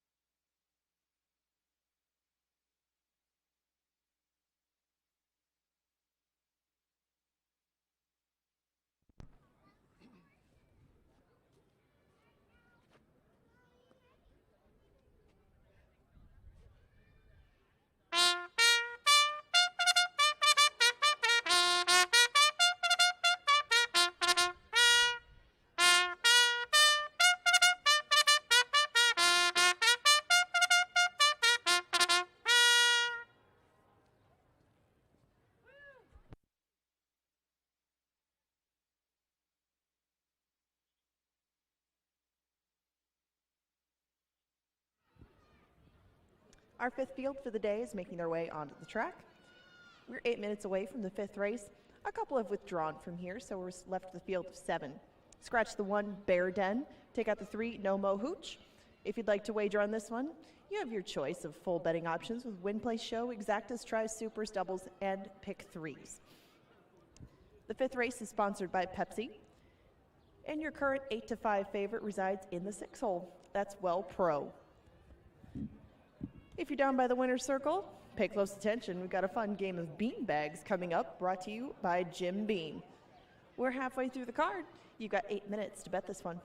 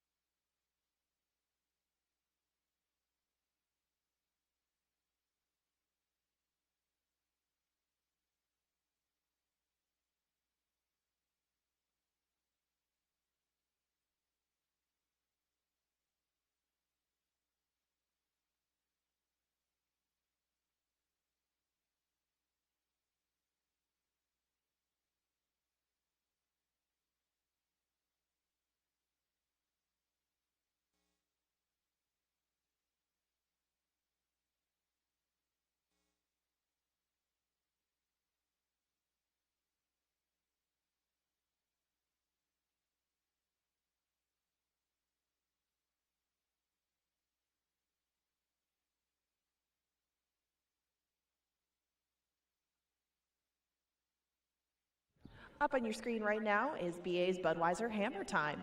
Well Pro at 6 to 5 is his selection in here. Coming off the claim, Carl Broberg just picked him up from Tony Ringstorff, and Well Pro looks to put them back to back on the front end. 8 to 5, the price on your current, or 6 to 5, your price on the Hammer Time, Well Pro.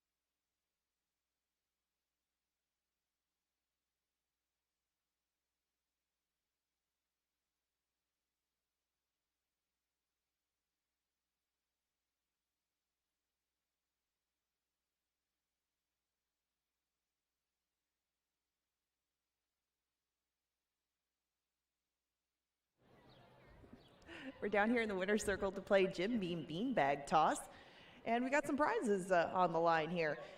If you can get it in the hole, you get a daily double pack. It adds a lot to your day out here at the races. Lots of goodies in there. If you can get it on the board, you get a couple of admission passes. If you miss the board, you get one. But who wants to come back alone? Come on. We have Rick from Shakopee. We have Peter from Deerwood, Edina. And whoever wants to go first, go right ahead. We have a third contestant from Shakopee. Don't remember your name. Go ahead, you're first. A little too much firepower on that one. Take it easy on the board. Take it easy. You got to get it right on there. You want 2 admission passes, not 1. All right. I assume this is Peter. All right. Well, we had some strong arms down here to play beanbag toss today. That's all right. You get some admission passes. Come and join us again. That's the beanbag toss brought to you by Jim Beam. Thank you for coming out and playing, guys. I know it's chilly out here, but we appreciate you participating. If you want to take part in any more of these promotions that we have going, check out the track level information booth and talk to the marketing department. We have lots of different fun ways to get involved in our race day. If you'd like to gamble on the races, you have 3 more to bet race number 5.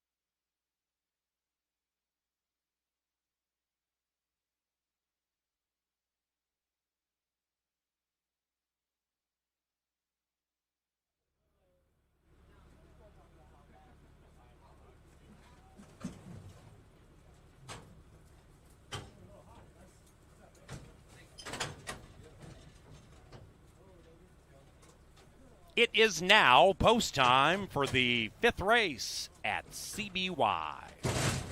Well Pro is the even money favorite. Box Candy, second last.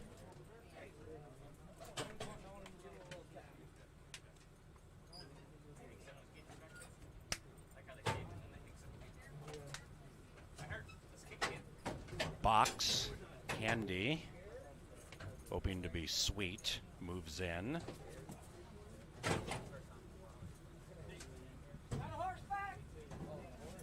Azusa Street, last in line. And they're racing in the Kenny Cup Classic as we welcome everybody from White Horse Tavern in Westchester, Pennsylvania to Canterbury Park. And we also invite Well Pro to jump right to the lead with Weekend Ride, who zooms by, takes the lead by a neck. Inside of that is Well Pro, 5.5 clear from Azusa Street, and about 5 after that to Poverty Flats. The early pace has a lot of tempo into the far turn, and Weekend Ride is threatening to run away, handheld. After that, we come back to 30-minute mass, 10 out of it, shaken up hard. Behind that is Sioux Valley, and the one in last is Box Candy. It's a well-strung out field with a quarter of a mile to go, and Weekend Ride is out for a Sunday stroll on a Wednesday, taking a 6-length lead and making it 8. It's Weekend Ride and the red-hot rider Lindy Wade opening up an insurmountable lead. Well Pro can only watch Weekend Ride run away, and Weekend Ride is home and cooled out. That's about a 13-length win. 30-minute mass flies into second, and Azusa Street ran third.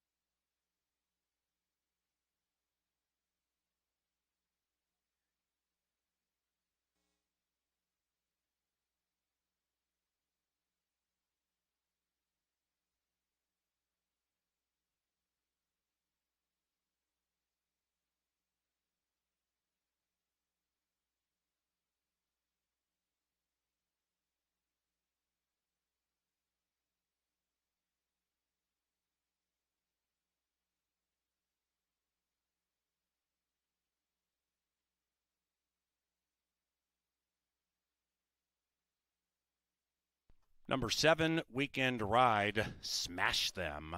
110.24 the final time. 7.495 the top 4. And we had a couple of claims here. 30-minute mass, tagged by M.L. Pierce for Purple Rose Ranch. And Well Pro, claimed by Vic Hansen for Claudia Goebel. A couple of $7,500, make that a $7,500, a couple of $7,500 claims. Well Pro, Vic Hansen, Goebel, then for $5,000, 30-minute mass, Pierce, Purple Rose. Into the winner's enclosure shortly is Weekend Ride. That's 3 victories for jockey Lindy Wade. And with that third victory, Lindy has pulled into a tie atop the Canterbury jockey standings. 28 victories on the season, and he ties Alonzo Quinones' Lindy Wade. Weekend Ride is owned by Jeff Drown, and the winning trainer, Gary Shearer. Weekend Ride is a 4-year-old brown son of midshipman out of Ready to Rip, bred in Minnesota by Wildcat Ranch. Weekend ride. Fifth race official. Race 6, not on the turf. The distance of 1 mile is okay. Main track is good. Scratch numbers 1, 3, and 6. Post time for race number 6, about 20 minutes from now.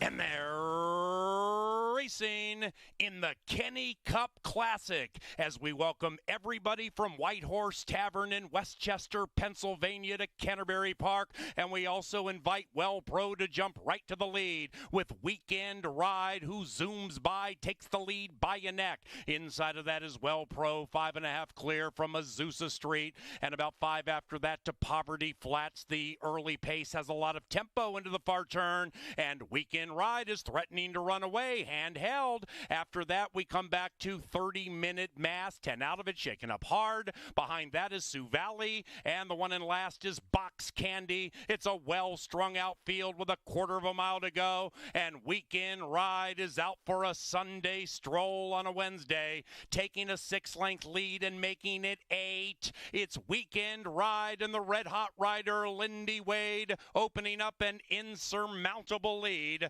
Well Pro can only watch Weekend Ride run away, and Weekend Ride is home and cooled out. That's about a 13-length win. 30-minute mass flies into second.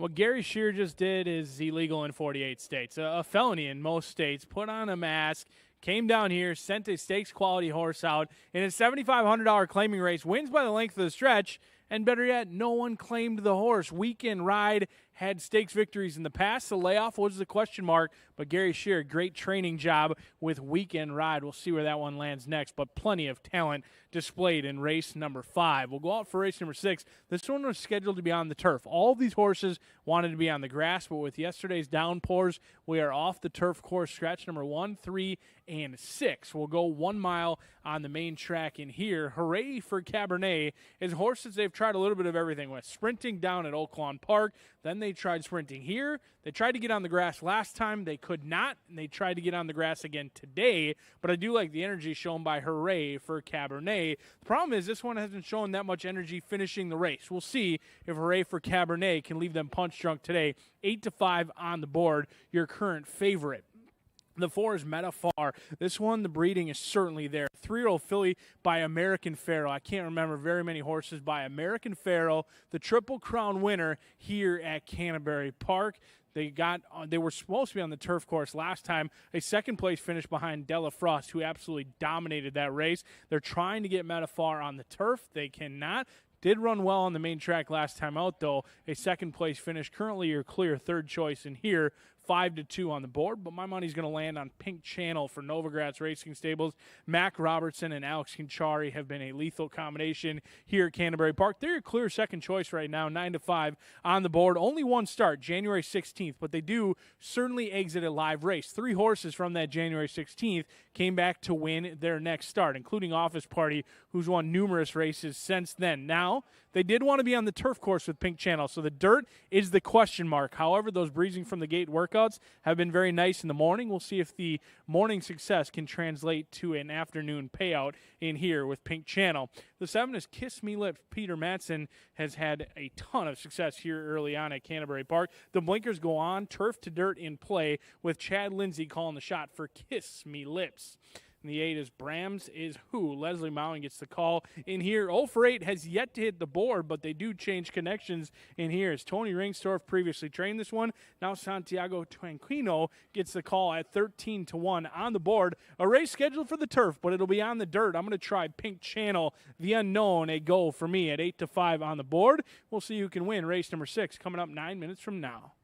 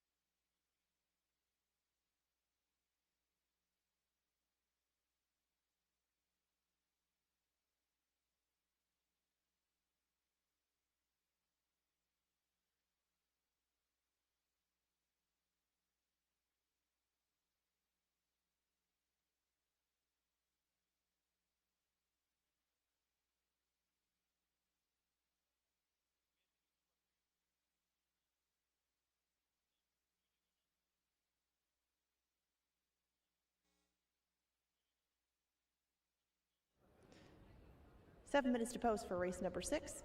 This one is off the turf. We'll go 1 mile on the main track. No superfecta wagering in this race as a result of the scratches of the 1, Haven's Joy, the 3, Bruce's Girl, and the 6, KB's Mint. That leaves us with a field of 5. Your favorite is now the Rail Runner, Hooray for Cabernet. The 6th race is sponsored by Mystic Lake, and it'll go off in about 6 minutes.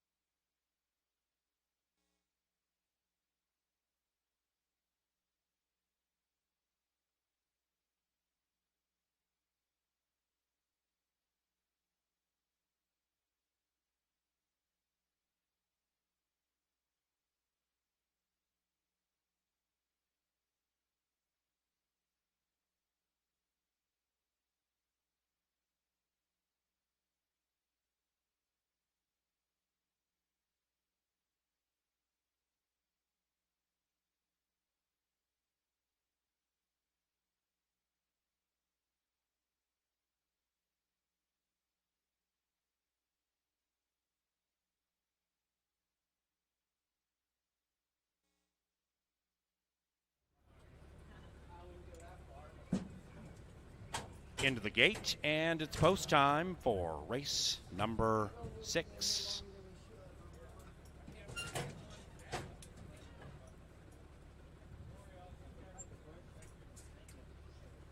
Pink Channel moves in.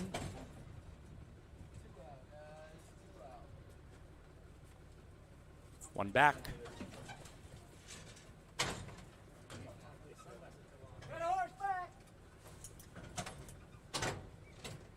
And now they're all in.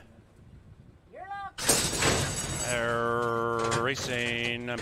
Hooray for Cabernet. The 1-2 favorite gets a jump on the field with Kiss Me Lips next. But hooray for Cabernet. Puts the pedal to the metal and puts 2 on the field. But now Pink Channel senses the warning call and rolls into second, a length and a half behind. Hooray for Cabernet. After that, Brahms is who? Brahms is who? About 10 lengths from the lead, overtaken by Metafar.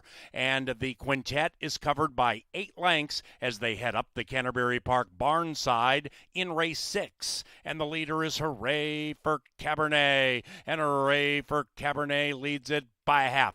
In second is Pink Channel by 2.5.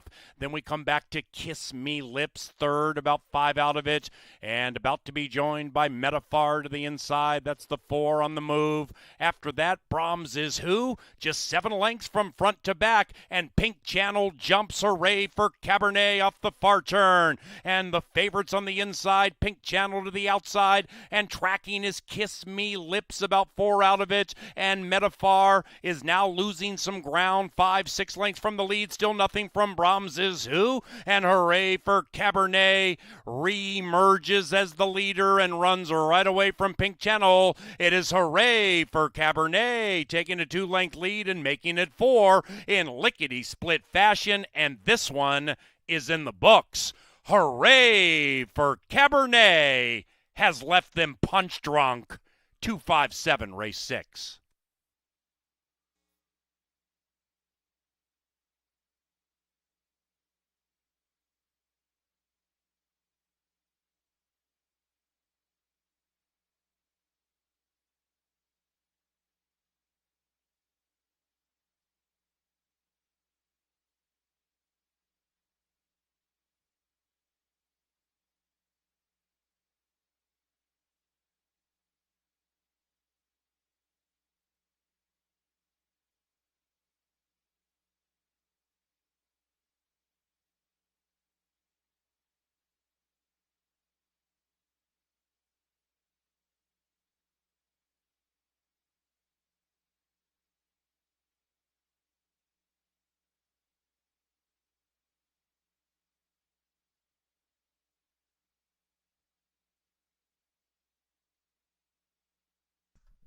The Deuce, hooray for Cabernet, ran first, 2.574, 139.61, unofficial.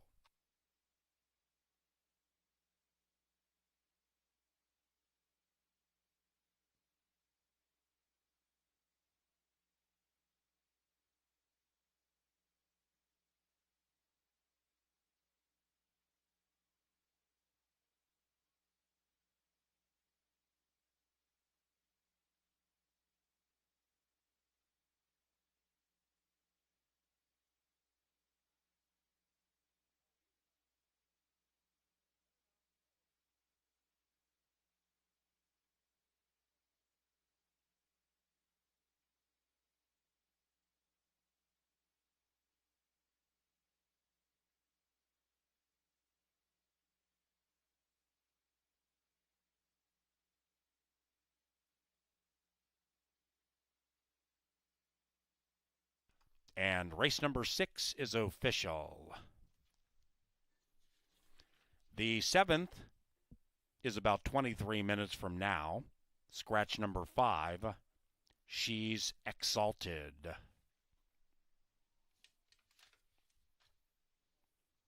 Don't forget, ladies and gentlemen, when coming to Canterbury, buy your tickets online and save money. MVP members save extra based on their tier level. It's free to become a Canterbury MVP.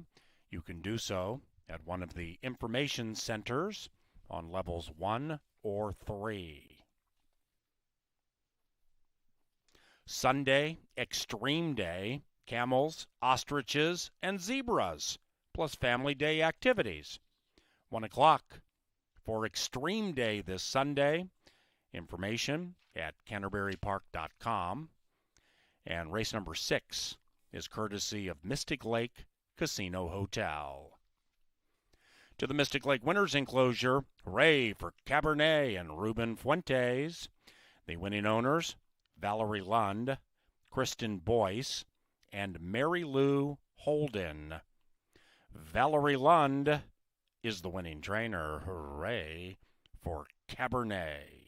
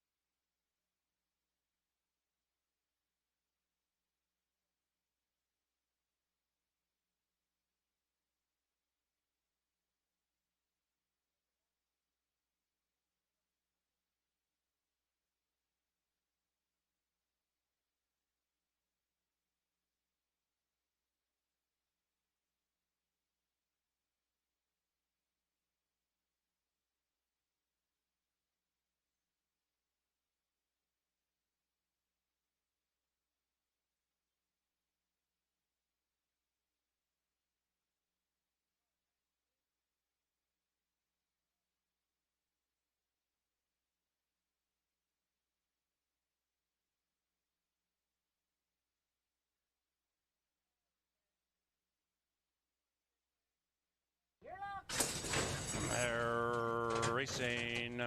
Hooray for Cabernet. The 1-2 favorite gets a jump on the field with Kiss Me Lips next. But hooray for Cabernet. Puts the pedal to the metal and puts 2 on the field. But now Pink Channel senses the warning call and rolls into second, a length and a half behind. Hooray for Cabernet. After that, Brahms is who? Brahms is who? About 10 lengths from the lead, overtaken by Metafar. And the quintet is covered by 8 lengths as they head up the Canterbury Park barn side in race 6. And the leader is hooray for Cabernet. And hooray for Cabernet leads it by a half. In second is Pink Channel by 2.5. Then we come back to Kiss Me Lips, third, about 5 out of it, and about to be joined by Metafar to the inside. That's the 4 on the move.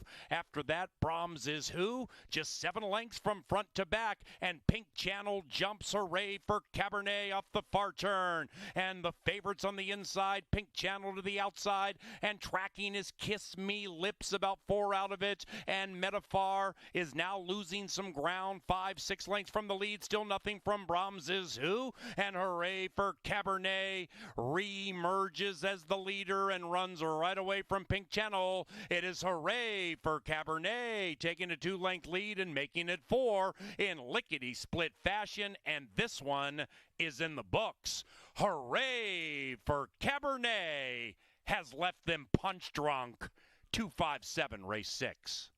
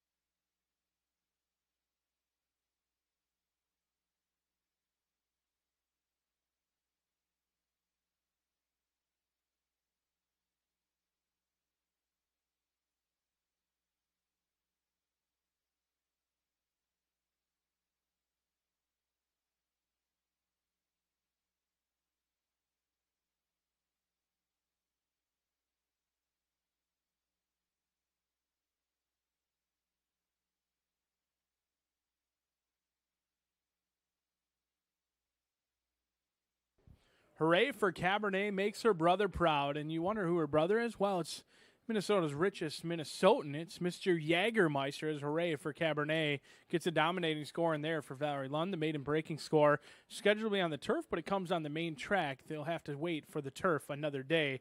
Race number 7 brings out the thoroughbreds yet again. And here the quarter horse action will begin later on in the card. But race number 7 just 12 minutes away. Scratch number 5, She's Exalted. The one is Added Diamonds, 8-1 on the board. Luis Valenzuela gets the call for Bernal Roan. As Bernal Roan sends out 2 in here, sends out 3 in here. He's got Added Diamonds, Tika Toy, and Rose Hill Road. We'll see if Roan can get his photo taken, as he does have half the field in here, 8-1 on Added Diamonds.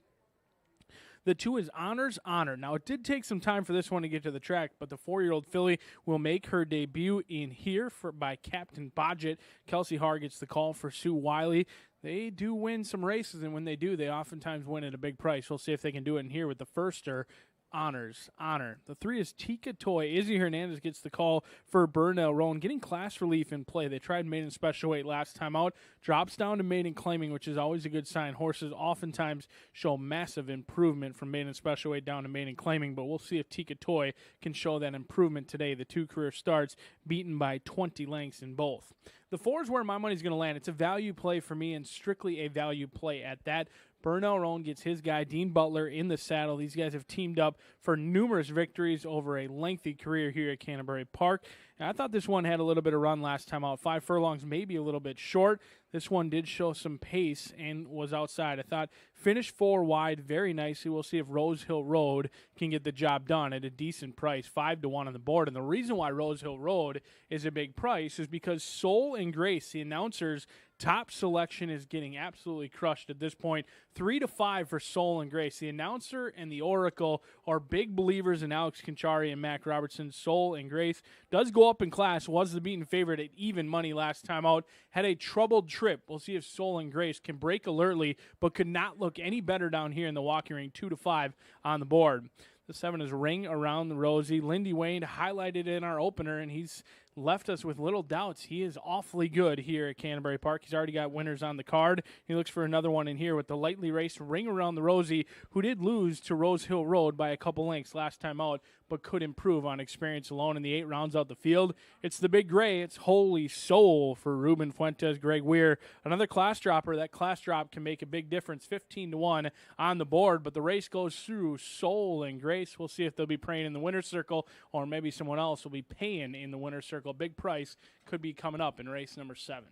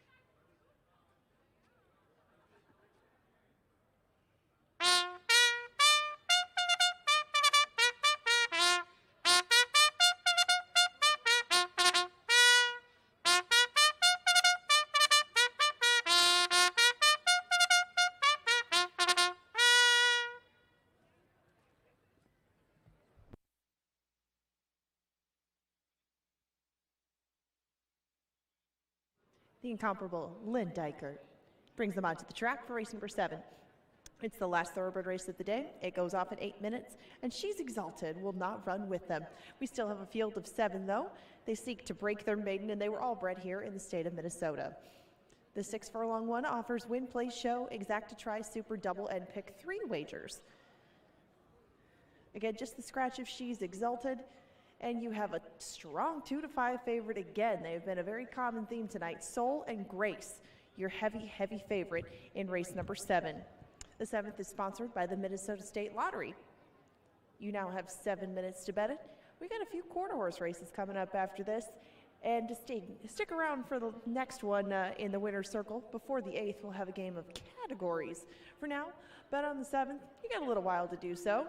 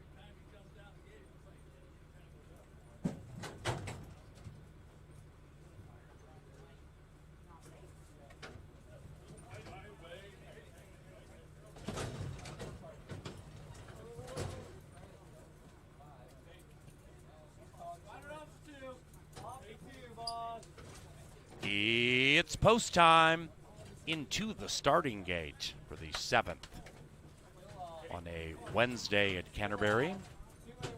Rose Hill Road goes in, backs out. Honors Honor enters Sans Rider, who undoubtedly will join. Tikatoy, Soul and Grace.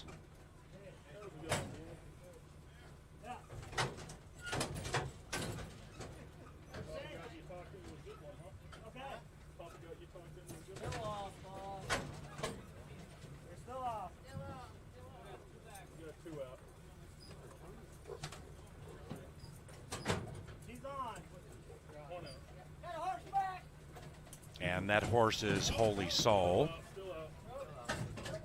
And here we are. And they're racing. Slow beginning for that deuce. Honors Honor and Holy Soul all the way back in last. The others kick on with Rose Hill Road showing speed. Soul and Grace with speed. Honors Honor recovers beautifully on the inside and rallies to join the lead with a half mile to go. Added Diamonds was in tightly. That's the 1.5 lengths from it. After that is Tikatoy far clear from Ring Around the Rosie and the Hot Jock. And Holy Soul is the gray, tagging along about 15 from the front. Up the far turn they go. Rose Hill Road looking for the highway home. Soul and Grace makes a move in the lime to the outside. Honors Honor is backpedaling. Then it's Added Diamonds. And after that we have Tikatoy. And they come charging down the Canterbury Park stretch. And Soul and Grace is full of grace, opening up by 2. It is Soul and Grace running away from Rose Hill Road and running right to the winner's enclosure. It is Soul and Grace jumping around on the wrong lead, but finding the right place, the winner's circle.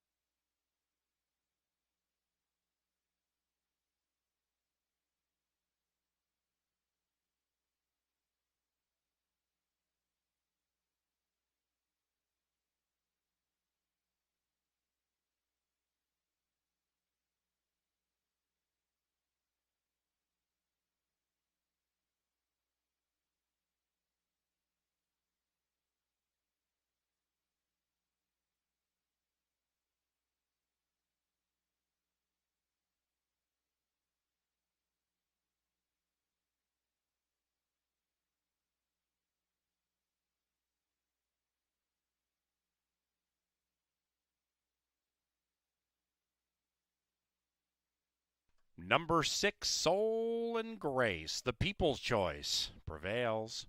6-4-1-8 in 113.83. Soul and Grace, first home, first back. It's unofficial.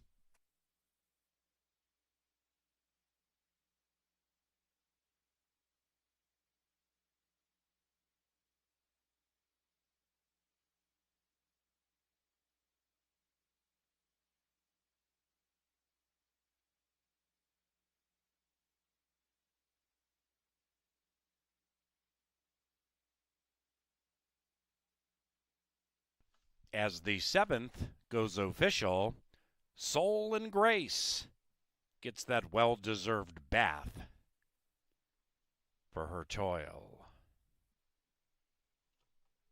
Skinny prices up and down again. Favorite wins. 8th race, number 5, Relentless Anvil, is ridden by Bonifacio Quiros. Pick 3 wagering on the final 3 live races today. The pick 5 paid $33.80. Pick 6, 6 of 6, $95. Pick 4, $8.30.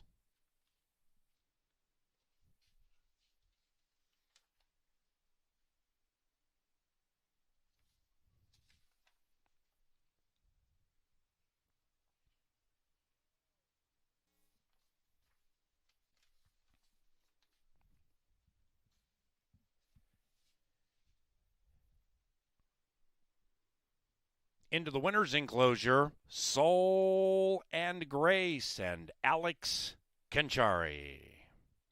The winning owners, Novogratz Racing, and the winning trainer, Mac Robertson.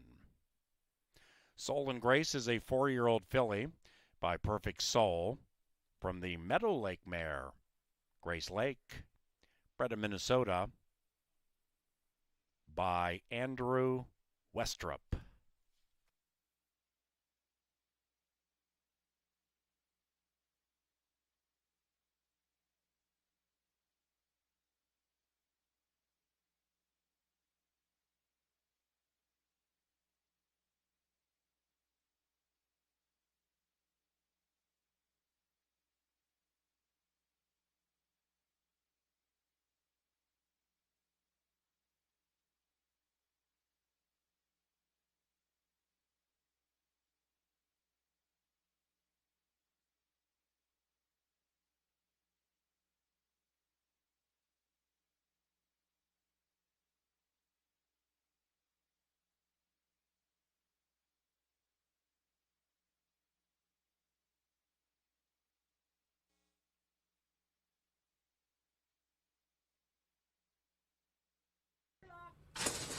And they're racing. Slow beginning for that deuce. Honors, Honor, and Holy Soul all the way back in last. The others kick on with Rose Hill Road showing speed. Soul and Grace with speed. Honors, Honor recovers beautifully on the inside and rallies to join the lead with a half-mile to go. Added Diamonds was in tightly. That's the 1.5 lengths from it. After that is Tika Toy far clear from Ring Around the Rosie and the Hot Jock. And Holy Soul is the gray, tagging along about 15 from the front. Up the far turn they go. Rose Hill Road looking for the highway home. Soul and Grace makes a move in the lime to the outside. Honor is backpedaling. Then it's Added Diamond. And after that, we have Tika Toy, and they come charging down the Canterbury Park stretch. And Soul and Grace is full of grace, opening up by 2. It is Soul and Grace running away from Rose Hill Road and running right to the winner's enclosure. It is Soul and Grace jumping around on the wrong lead, but finding the right place, the winner's circle.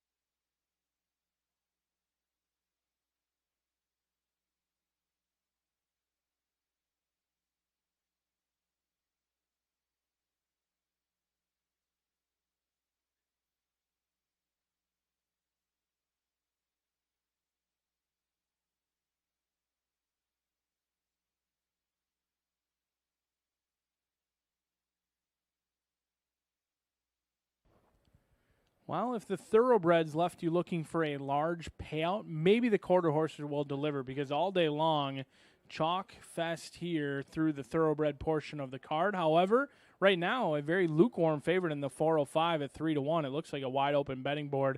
A field of 8 set to go out for race number 8. The distance going to be 300 yards.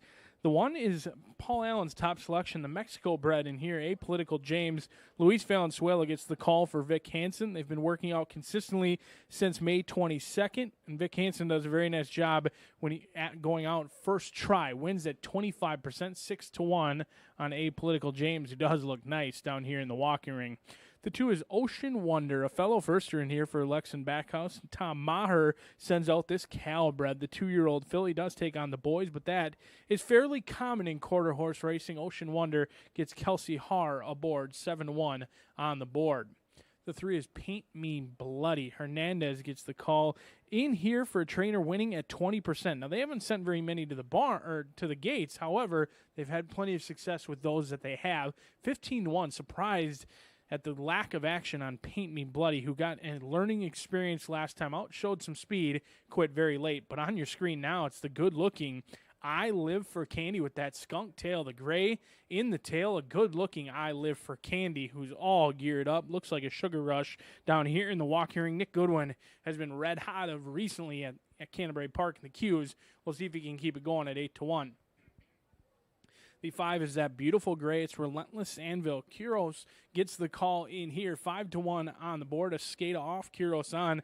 Tyler Stein winning at 19%. He's been picking up paychecks along the way with a few seconds and thirds. Got a learning experience last out in the mud at Prairie Meadows. Could continue to improve in this spot. 5-1 on the good-looking gray. Relentless Anvil.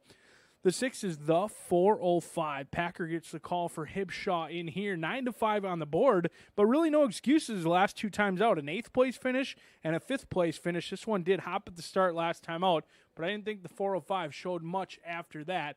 We'll see if they can get the job done, as I Live for Candy a little geared up, but Nick Goodwin able to stay aboard with I Live for Candy.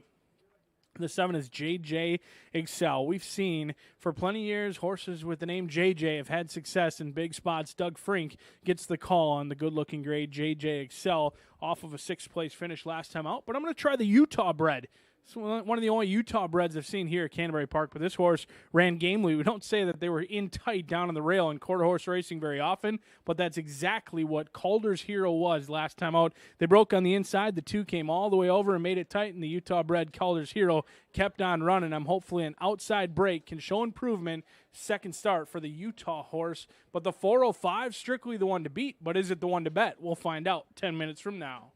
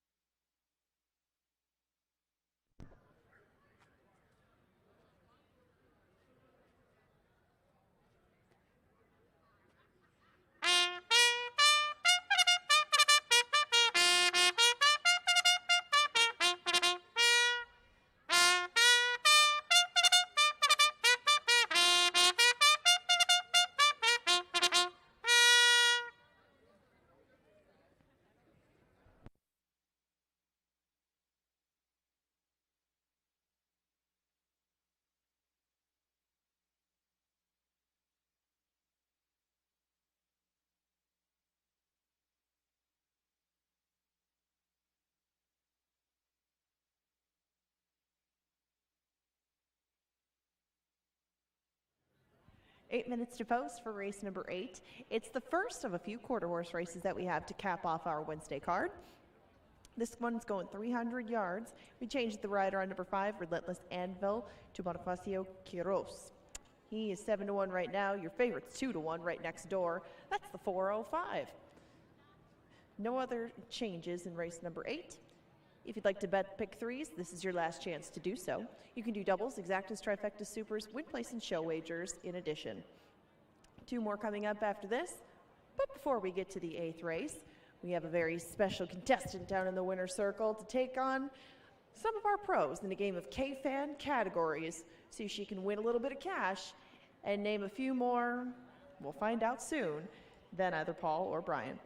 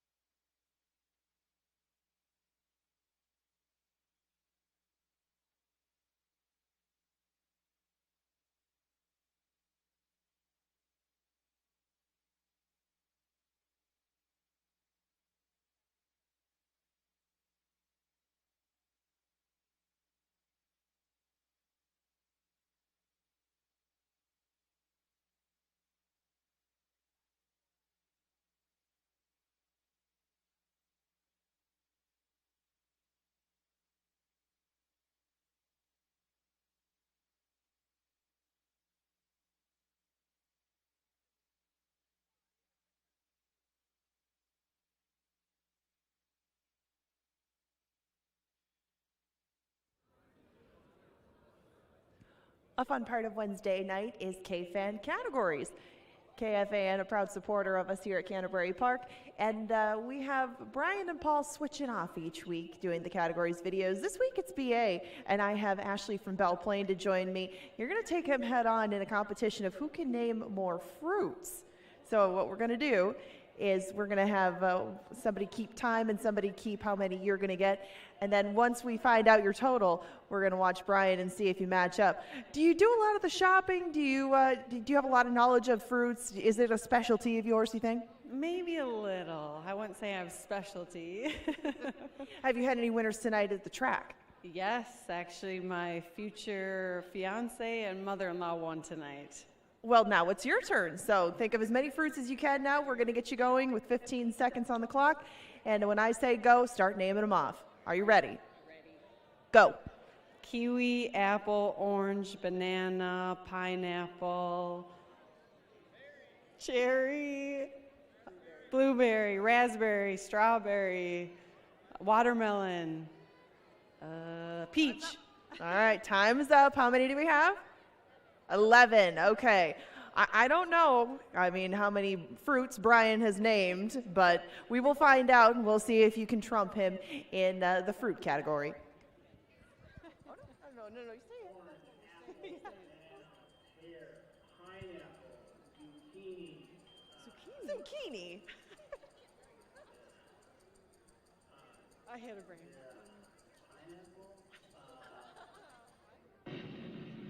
Easy money, easy money. Well done, Ashley. Now you are a winner and can add in a little bit of money into your betting total. Maybe you can parlay it up in the last 3 quarter horse races. Do you have anything to say? A victory speech of sorts? Go Henry, oh Henry. All right, perfect. Thank you for joining us down here. Congratulations. Thank you.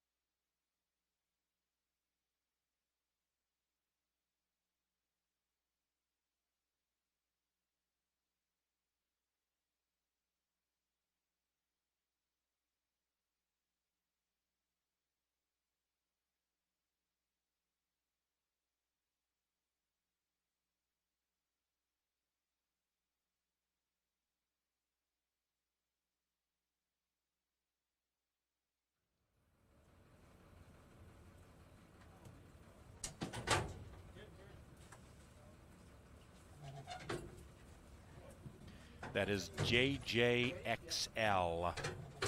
Number 7 is heading clockwise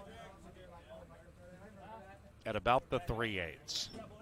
Delay.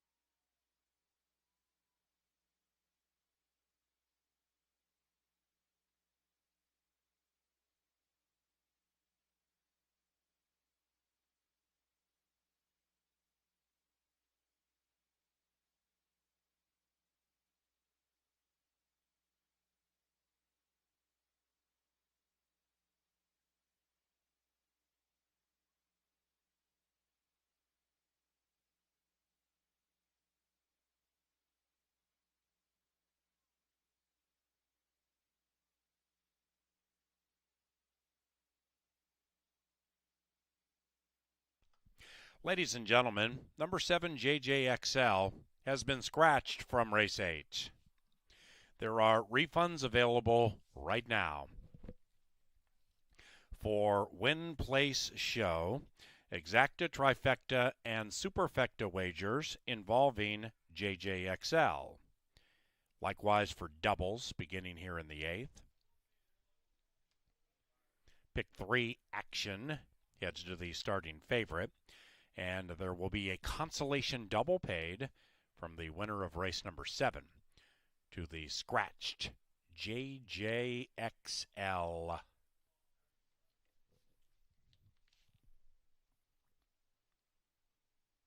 JJ has been cornered on the far turn.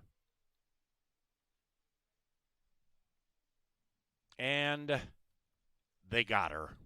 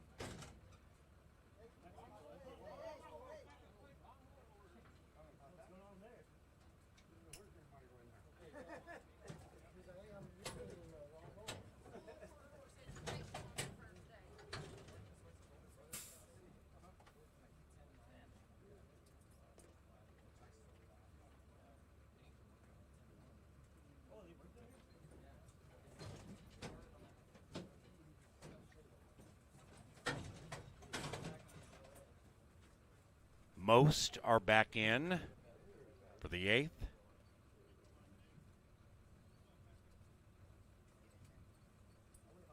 I Live for Candy. And Calder's Hero, 7-5 favorite. Last in line. Race 8, take 2.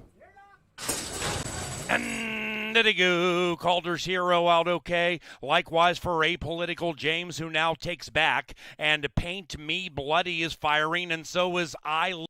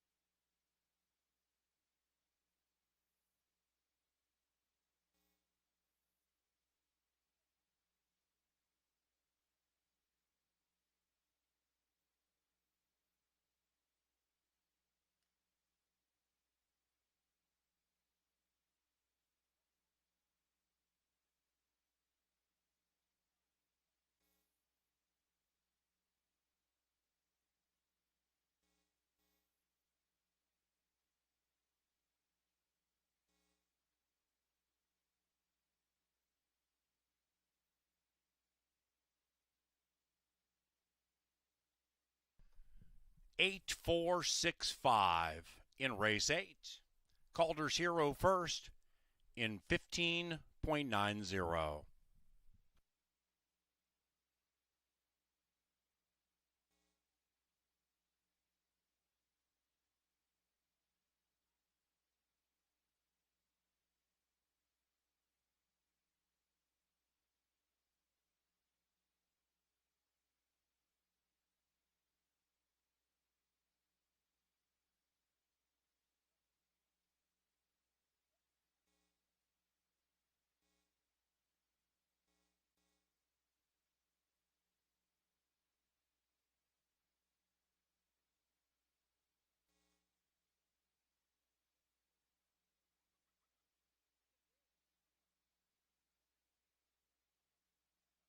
In the winner's enclosure, Calder's Hero and El Salvador Martinez. The winning owners, XL Farms, and the winning trainer, Ed Ross Hardy. Favorite prevails. Exacta still $20.60. Trifecta $35, Superfecta $19 and change. That pick 3 paid $4 and change. Favorite wins race 8. So horizontal wagers, including the scratched 7, stay alive. Consolation double, $1.60, real double $6. The penultimate is race 9. Bonifacio Quiros picks up number 3. And the 8, One Wicked Brew, is ridden by Luis Valenzuela.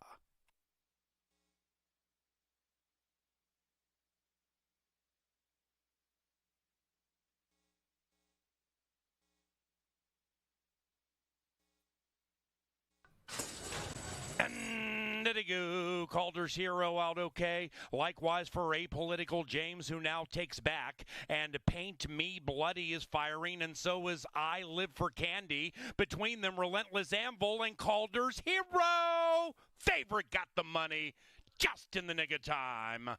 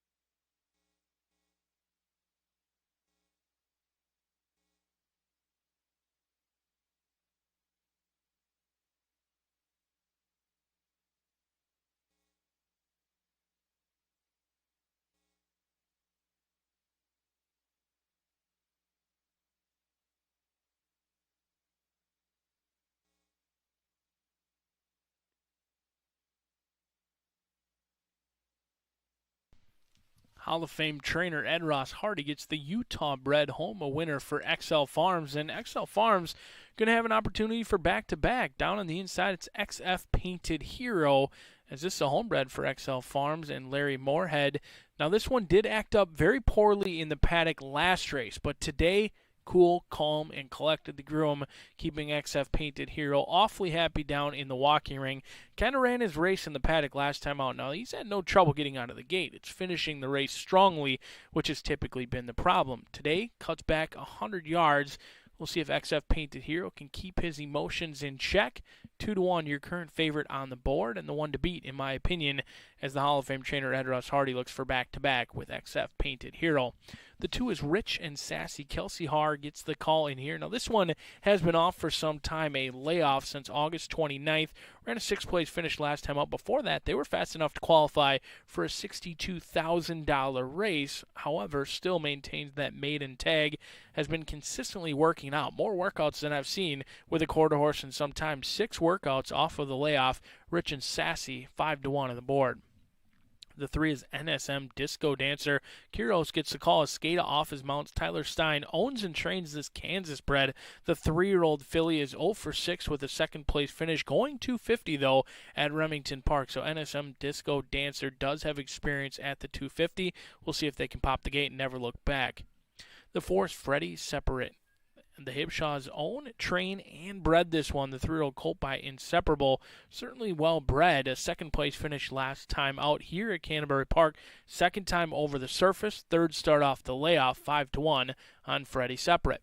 The 5 is Carl D. Nick Goodwin has been knocking on the door for some big prices. He, in race number 8, ran a very game 2nd at a big number. He looks to do so again in here with Carl D. on the board currently at 14-1. The 6 is 30-1. The field's long shot, and it's really not even close. Not very many over 10-1 in this field. Capo's Piece of Pie goes out for Pedro Andazola in here. Valero gets the call. 30-1 is the field's long shot. The 7 is Early Bird, the first-time starter for Jason Olmstead. If you follow the announcer selections, here's where he lands. Escobedo, Jason Olmstead, why not? The connections are winning at 47%. You're getting 4-1 on the board, but the outside marker may have something to say about it. It's One Wicked Brew as Jason Olmstead sends out the stablemates on the outside. This one showed absolutely nothing last time out after braking slowly. We'll see if that was a learning experience, and they'll show more today. But I'm hopeful XF Painted Hero acted more well-behaved in the paddock, has a lot more energy down the lane, and could be getting the photo taken as the Hall of Fame trainer Ed Ross Hardy goes for a 2 in a row, 8 minutes away from the Dr. Dan Daily Double.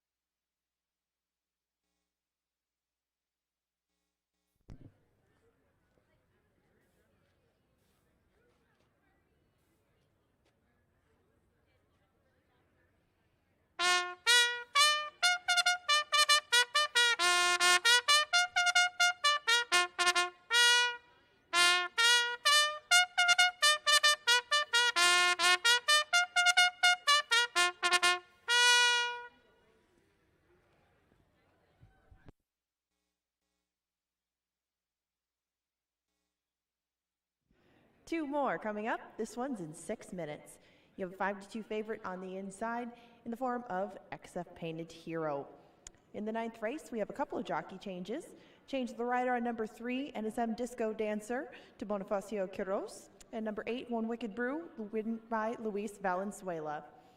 It's the last double of the night, but since you have such a bountiful field of 8, you can choose exactas, tries, supers, win place, or show wagers as well if you don't want to bet the last double of our Wednesday evening.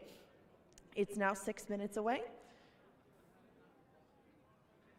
And your 2-1 favorite now remains On the Rail. One more coming up after this. Good luck in the ninth.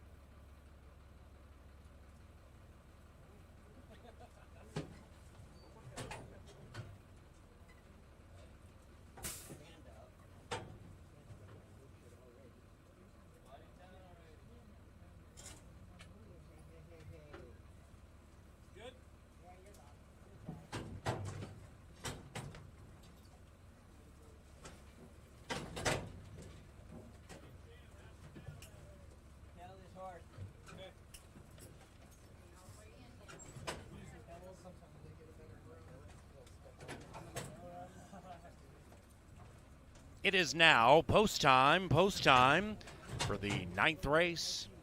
It is the Canterbury penultimate on a Wednesday. 5 o'clock racing tomorrow. And Pepsi Family Day Sunday. Also Extreme Day. Exotic animals racing the Canterbury stretch. Here is One Wicked Brew in LAV, the last in line.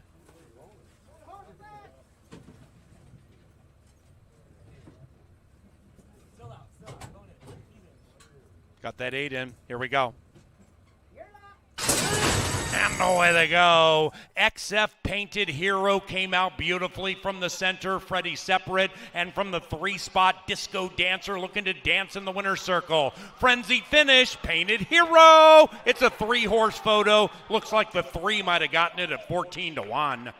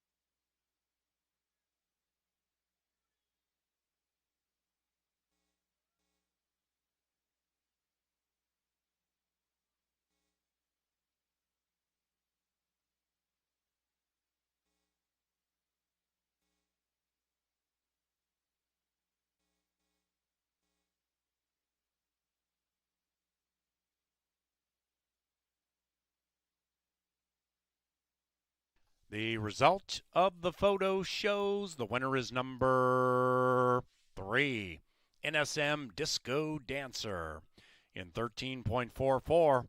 Upset alert, race 9. 3, 4, 1, 2.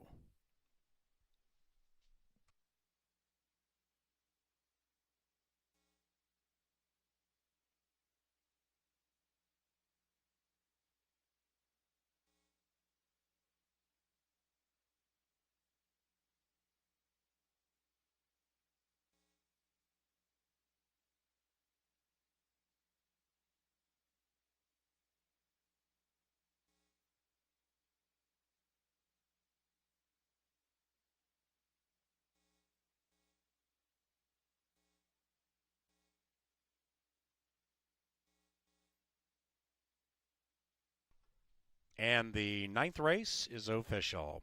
$48.20 for the $1 exacta. The 50-cent trifecta, $60.35. 10-cent superfecta, 58 and change. Double, 8-3, $11.20. Pick 3, $32.60. The 10th, our lucky last, is 22 minutes from now. Number 3, Relentless Streak, ridden by Bonifacio Quiros.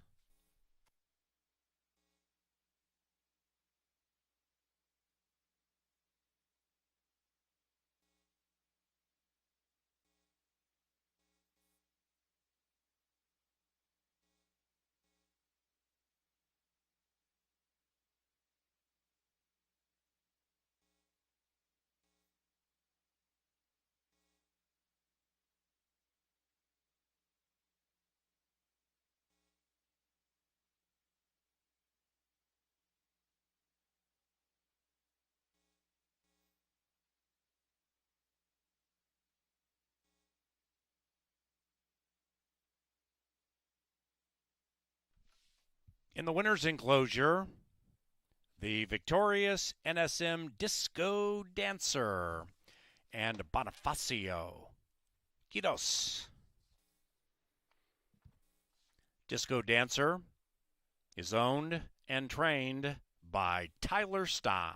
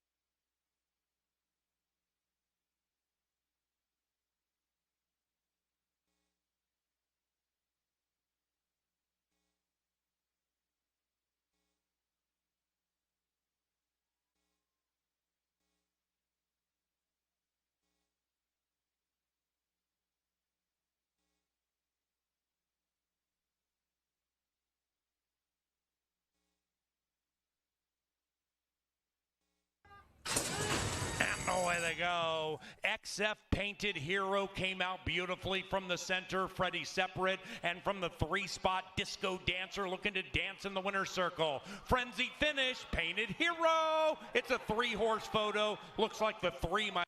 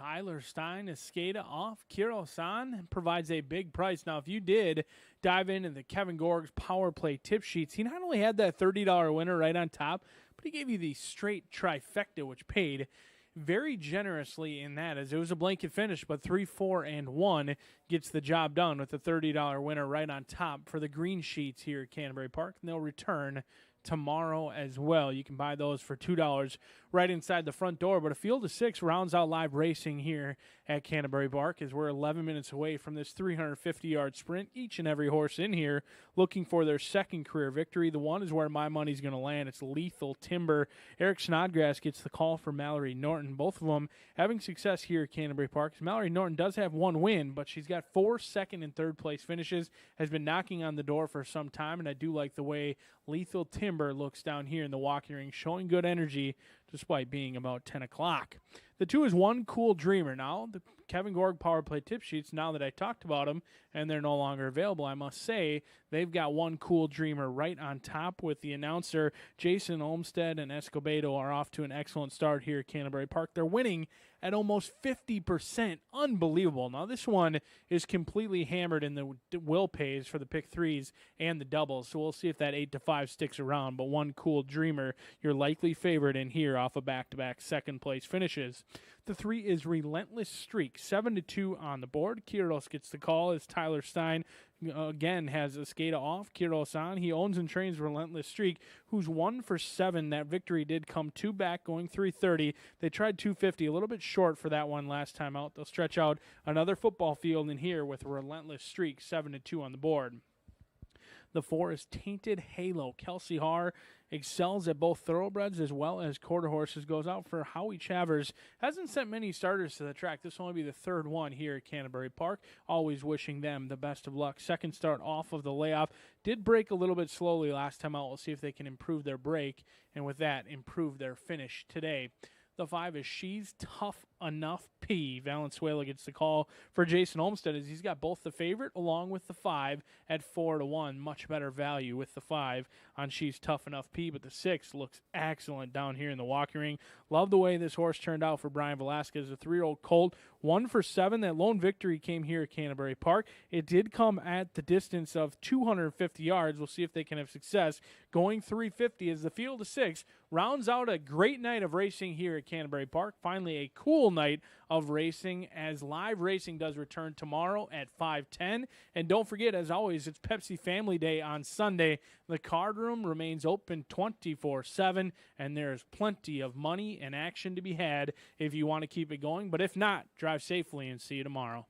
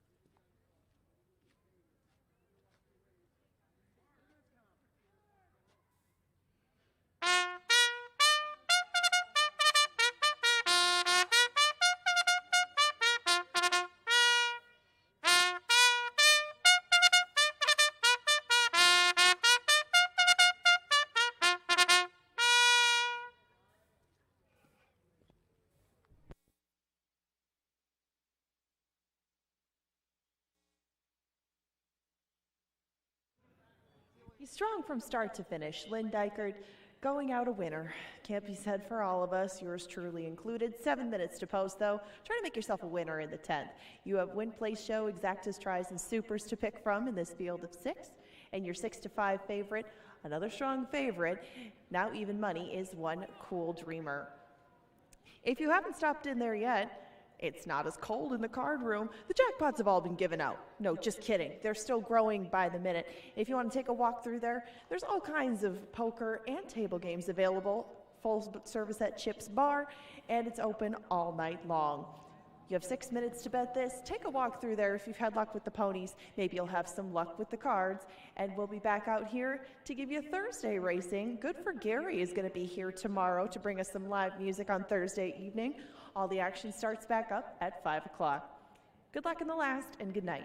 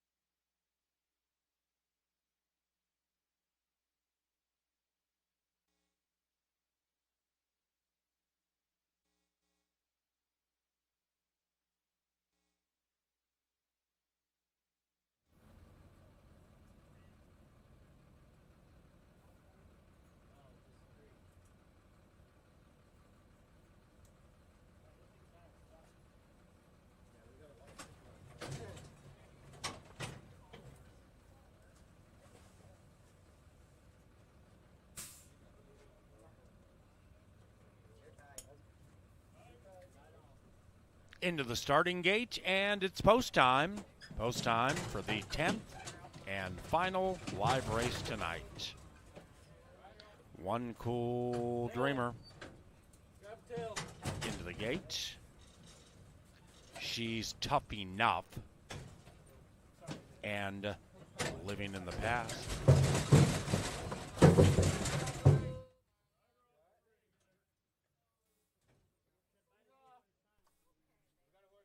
Relentless Streak causing the ruckus.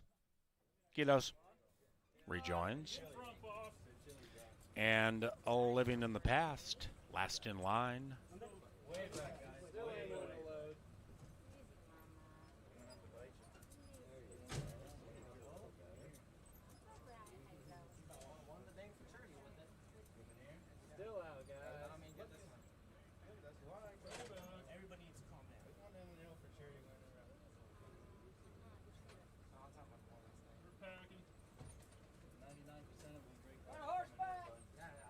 Moving that 6 in. Living in the Past. 6-pack, race 10. Racing, swift start for all. And Lethal Timbers out nicely. So is One Cool Dreamer. The heavy favorite puts 1.5 on the field. Then it's She's Tough Enough and Tainted Halo chasing in vain because One Cool Dreamer gave everybody a nightmare.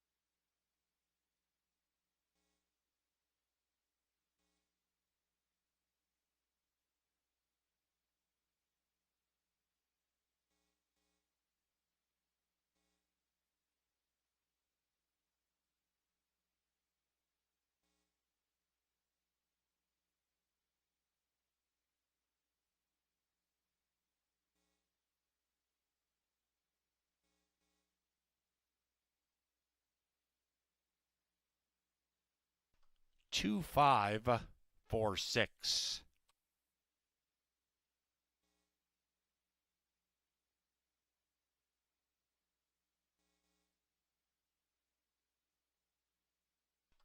Wednesday is official.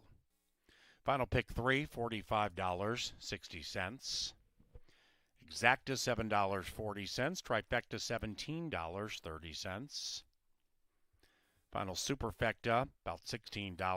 3-2 double $28.40.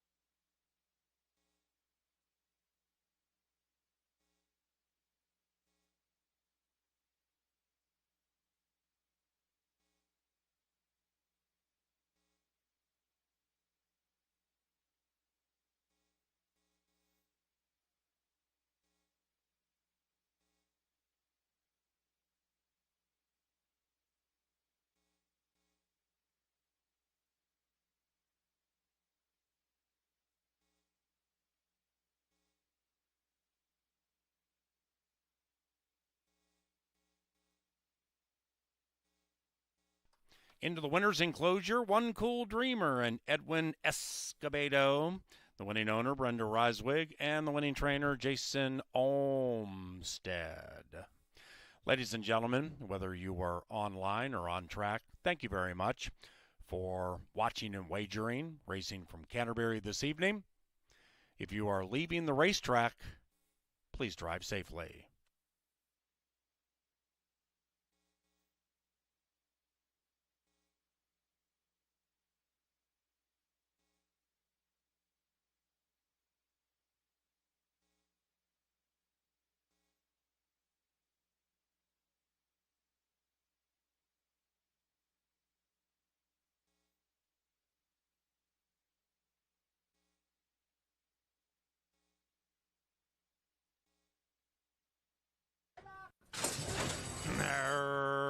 Racing, swift start for all, and Lethal Timbers out nicely. So is One Cool Dreamer. The heavy favorite puts 1.5 on the field. Then it's She's Tough Enough and Tainted Halo chasing in vain because One Cool Dreamer gave everybody a nightmare.